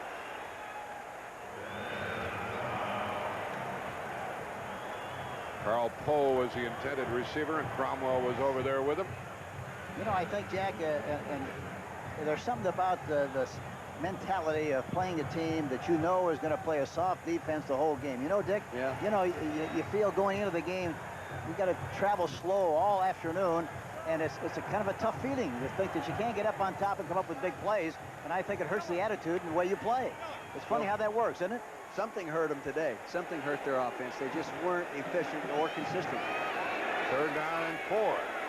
As you saw a while ago, the celebration has already begun along the Rams sideline. This pass is incomplete and almost picked off by Cromwell. You know, 2:05 left. In most cases, you know, you're playing a team, you say, well, somewhere along the line, we're going to get that one-on-one and a chance to go up on top. When you play the Rams, you very rarely get a chance to do that. It's amazing. Very seldom. Well, it's 4th down, and the Cowboys are going to punt the ball away with Mike Saxon. White even mentioned yesterday, said most times, you know, you get inside the 20, 25-yard line, and you can kind of anticipate man for man, but you can't against this team. They just stay in the same defenses. There is Ellert, number 2 in punt returns to Irving Pryor this year in the National Football League. Pryor will play tomorrow. Oh, a good kick by Saxon. From the 24. And the flag goes down, an illegal block against the Rams with 1:56 remaining, and Jesse Penn made the tackle downfield. There's Dick Jorgensen, the referee. Hank and I did a game in Detroit. He tried to break up a fight, and one of those players inadvertently hit him on the chin with his elbow and knocked him out like Lottie's eye. Yeah, he was shaking his rosin out of his hair, wasn't he? Illegal block, number 22, receiving team on the run back. First down. Okay, they'll mark off some yards against the Rams. Then they'll take the timeout for the 2-minute warning. In the top of your screen, you're going to see Vince Newsom, number 22, as he curls to the outside. He's working right there on James Jones, number 23. Jones goes past him. He hits in the back right there. You can't do that? Can't do that. 1:56 left in the game, and the Rams have a 20-0 lead. Very surprisingly, Eric Dickerson is back in the lineup for the Rams. He rushed for 244 yards. He gets about 1 more. Tony Dorsett on the other side of the field rushed for 58 yards and 17 carries. He caught 8 passes. Randy White, Eugene Lockhart made that tackle. You know, we talked going into the game about the work habits of the two teams We'll be back in just a minute and tell you about this, Dick. Timeout, Dallas.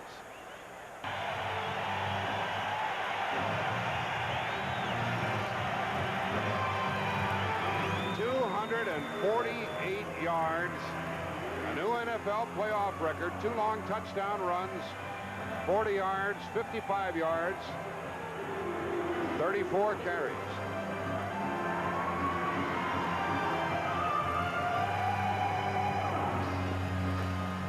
And a new contract in his hip pocket, Henry. That's why he's all smiles. He just signed a couple of weeks ago, and they finally got together. He'll be on display for a long time. You see that funny little car he was driving the other day? Yeah. Is that a beautiful automobile or what? It's going to be back in style, I think, in some time. Yeah, I think so. The ball's at the 19, and it's 3rd down and 6. Dallas has no more timeouts remaining. They tell the folks here that Dickerson has broken the NFL playoff record. And this running play is stopped at the 20. The clock will run. Lockhart made the tackle. Barry Redden. You know, here's another shot at Johnny Robinson. And we talked about both coaches and their approach going into the game with that extra week of work. Basically, I think Johnny Robinson feels and felt that a day of rest is a lot more important than a day of work. And I really kind of think, looking at the game and looking at the two teams, I really had the feeling from the very beginning that the Rams were a lot more fresh and a lot more emotionally involved in the game than the Dallas Cowboys. Did you feel that way at all, Dick? Well, we were, able to talk to all the Ram players, and that gives you a better impression of the overall squad, but you had to go with that thought. They're coming after Hatcher, but he gets it away. Holy mackerel, is that a good one? And Banks is all the way back to the 25 and dropped right there. Hatcher, the rookie out of Clemson, Pro Bowler. Newsom made the tackle. By the way, they have 4 members of the Cowboys for whom the season is not over in the Pro Bowl. It'll be Doug Cosby, Randy White, 9 in a row for him, Everson Walls, and Tony Hill. They're the folks getting ready for our post-game show in the NFL today. Joe Montana, Tom Brookshire, Jimmy the Greek, and Brent Musburger. So don't go away. We'll have some player interviews for you. We'll only have 40 seconds left in the game. Now the 55-yard punt by Mrs. Hatcher's little boy. Boy, did he hit that thing. There's John Dutton. No Pro Bowl for him. He's had a great year. His season is over. You know, the other thing about Johnny Robinson, he said, you know, we play so well defensively and with our specialty teams. Whatever we get offensively, it'll be a big bonus. And that's exactly the way they played this game this afternoon. Great catch by Poe, the rookie out of Arizona State. Gary Green cut his legs off. At the 45, hurry-up offense. And the Cowboys will join the Cleveland Browns in being eliminated today. Trying to get out of bounds with it. No, he did not get out of bounds, so the clock continues to run. Tony Hill caught it. Jerry Gray tackled it. Now we're down. It's all over, folks. No mas for the Cowboys.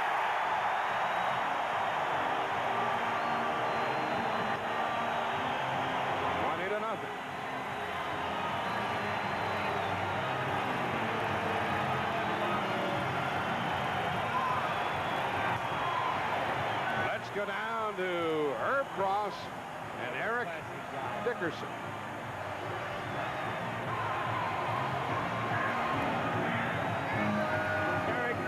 Eric, congratulations on an unbelievable day. You set a playoff record. You carried the ball 34 times for 248 yards. You scored 2 touchdowns and averaged 7.2 yards per carry unofficially. You have to be happy with that, obviously. Well, I'm very happy. That's not a shabby day, is it? That's a great day. You know, but earlier in the week, you told me that the Rams just don't get no respect. You guys are the Rodney Dangerfield of professional football. You feel you got your respect today? I feel like we got some respect today. I told you that we were going to go with the strength of Dallas's defense, and that's running the ball at them. Everyone said that we couldn't run the ball at them. We felt like we could. Well, when you went into the game, did you anticipate at all that there might be any kind of a shutout on the other side of the ball? Your defense has been playing well all year long. You did it again with special teams, defense, and today a great running game for Eric Dickerson. Did you anticipate that during the week coming in? Well, I didn't think about a shutout, but with 2 weeks off, you get a lot of rest. And our defense played very well, and our offense, we put a lot of different things in. And we looked, I think, pretty impressive today.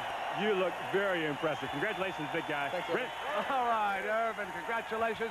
to the Los Angeles Rams. And still to come, we'll hear from Jimmy the Greek. He thought the Rams would beat the Cowboys. Joe Montana and Tommy Brookshire here. We'll continue with our post-game show on CBS in just a moment. The Dallas Cowboys are shut out by the Los Angeles Rams, 20-0. And my board of experts here, they were perfect. Tom Brookshire, you thought Dickerson was going to have a big afternoon. Johnny Robinson said he thought that he had to have between 30 and 35 carries. He had 200 and some odd yards, but the defense has helped the Rams all year, and they were tough before they got points today. Joe, what were your thoughts about the game? Well, I think the biggest thing in any game is the turnovers. And you look at it, and Dallas was just giving the ball up, and the special teams especially, and that's usually the key when it comes down to the playoffs. You know, gentlemen, I really thought it was a pretty embarrassing performance by the Cowboys to be shut out like that in the playoffs. Jimmy, I want to direct this about next year. I have to believe there's going to be some major changes over there. No question about it. They're going to have to come in, the Cowboys, with some wide receivers and another running back and maybe even another quarterback. The special teams of the Rams today were absolutely superb, Brent. Forget the Dickerson, what he did. We said he'd do 140, and he did 240. But you've got to give Coach Robinson all the credit in the world. They just stomped him. Yeah. The only thing, Brent, I think that Landry did the best coaching job maybe he's ever done. You really think so, Tom? I think they're short on talent, and I think he brought them further than a lot of people would. Joe, what are some of your thoughts about the Cowboys? They were America's team for so long. Yeah, you know, but when I got here, we talked about, I had been thinking about the Cowboys the whole week before, but when I got here, just the intensity that from the Rams as they took the field compared to the Cowboys, it just didn't seem to be there from the start for them. All right, well, of course, tomorrow the scene shifts to Chicago, where it will be the Bears and the New York Giants. We'll start our coverage on CBS at 12 noon. And obviously, we hope to see you ready for that game. Again, the weather forecast, not too bad, but not good either. Snow, and it started to snow a little bit earlier this afternoon. The Bears will be favored, as they are obviously for a home game. The Giants are coming off that tremendous victory over the San Francisco 49ers. And we will continue on CBS in just a moment. So it was Eric Dickerson getting the job done. 248 yards on the afternoon. An NFL playoff game record. Dickerson scores twice. The Rams come away with a victory. Tom Landry and the Dallas Cowboys have been knocked out of the playoffs.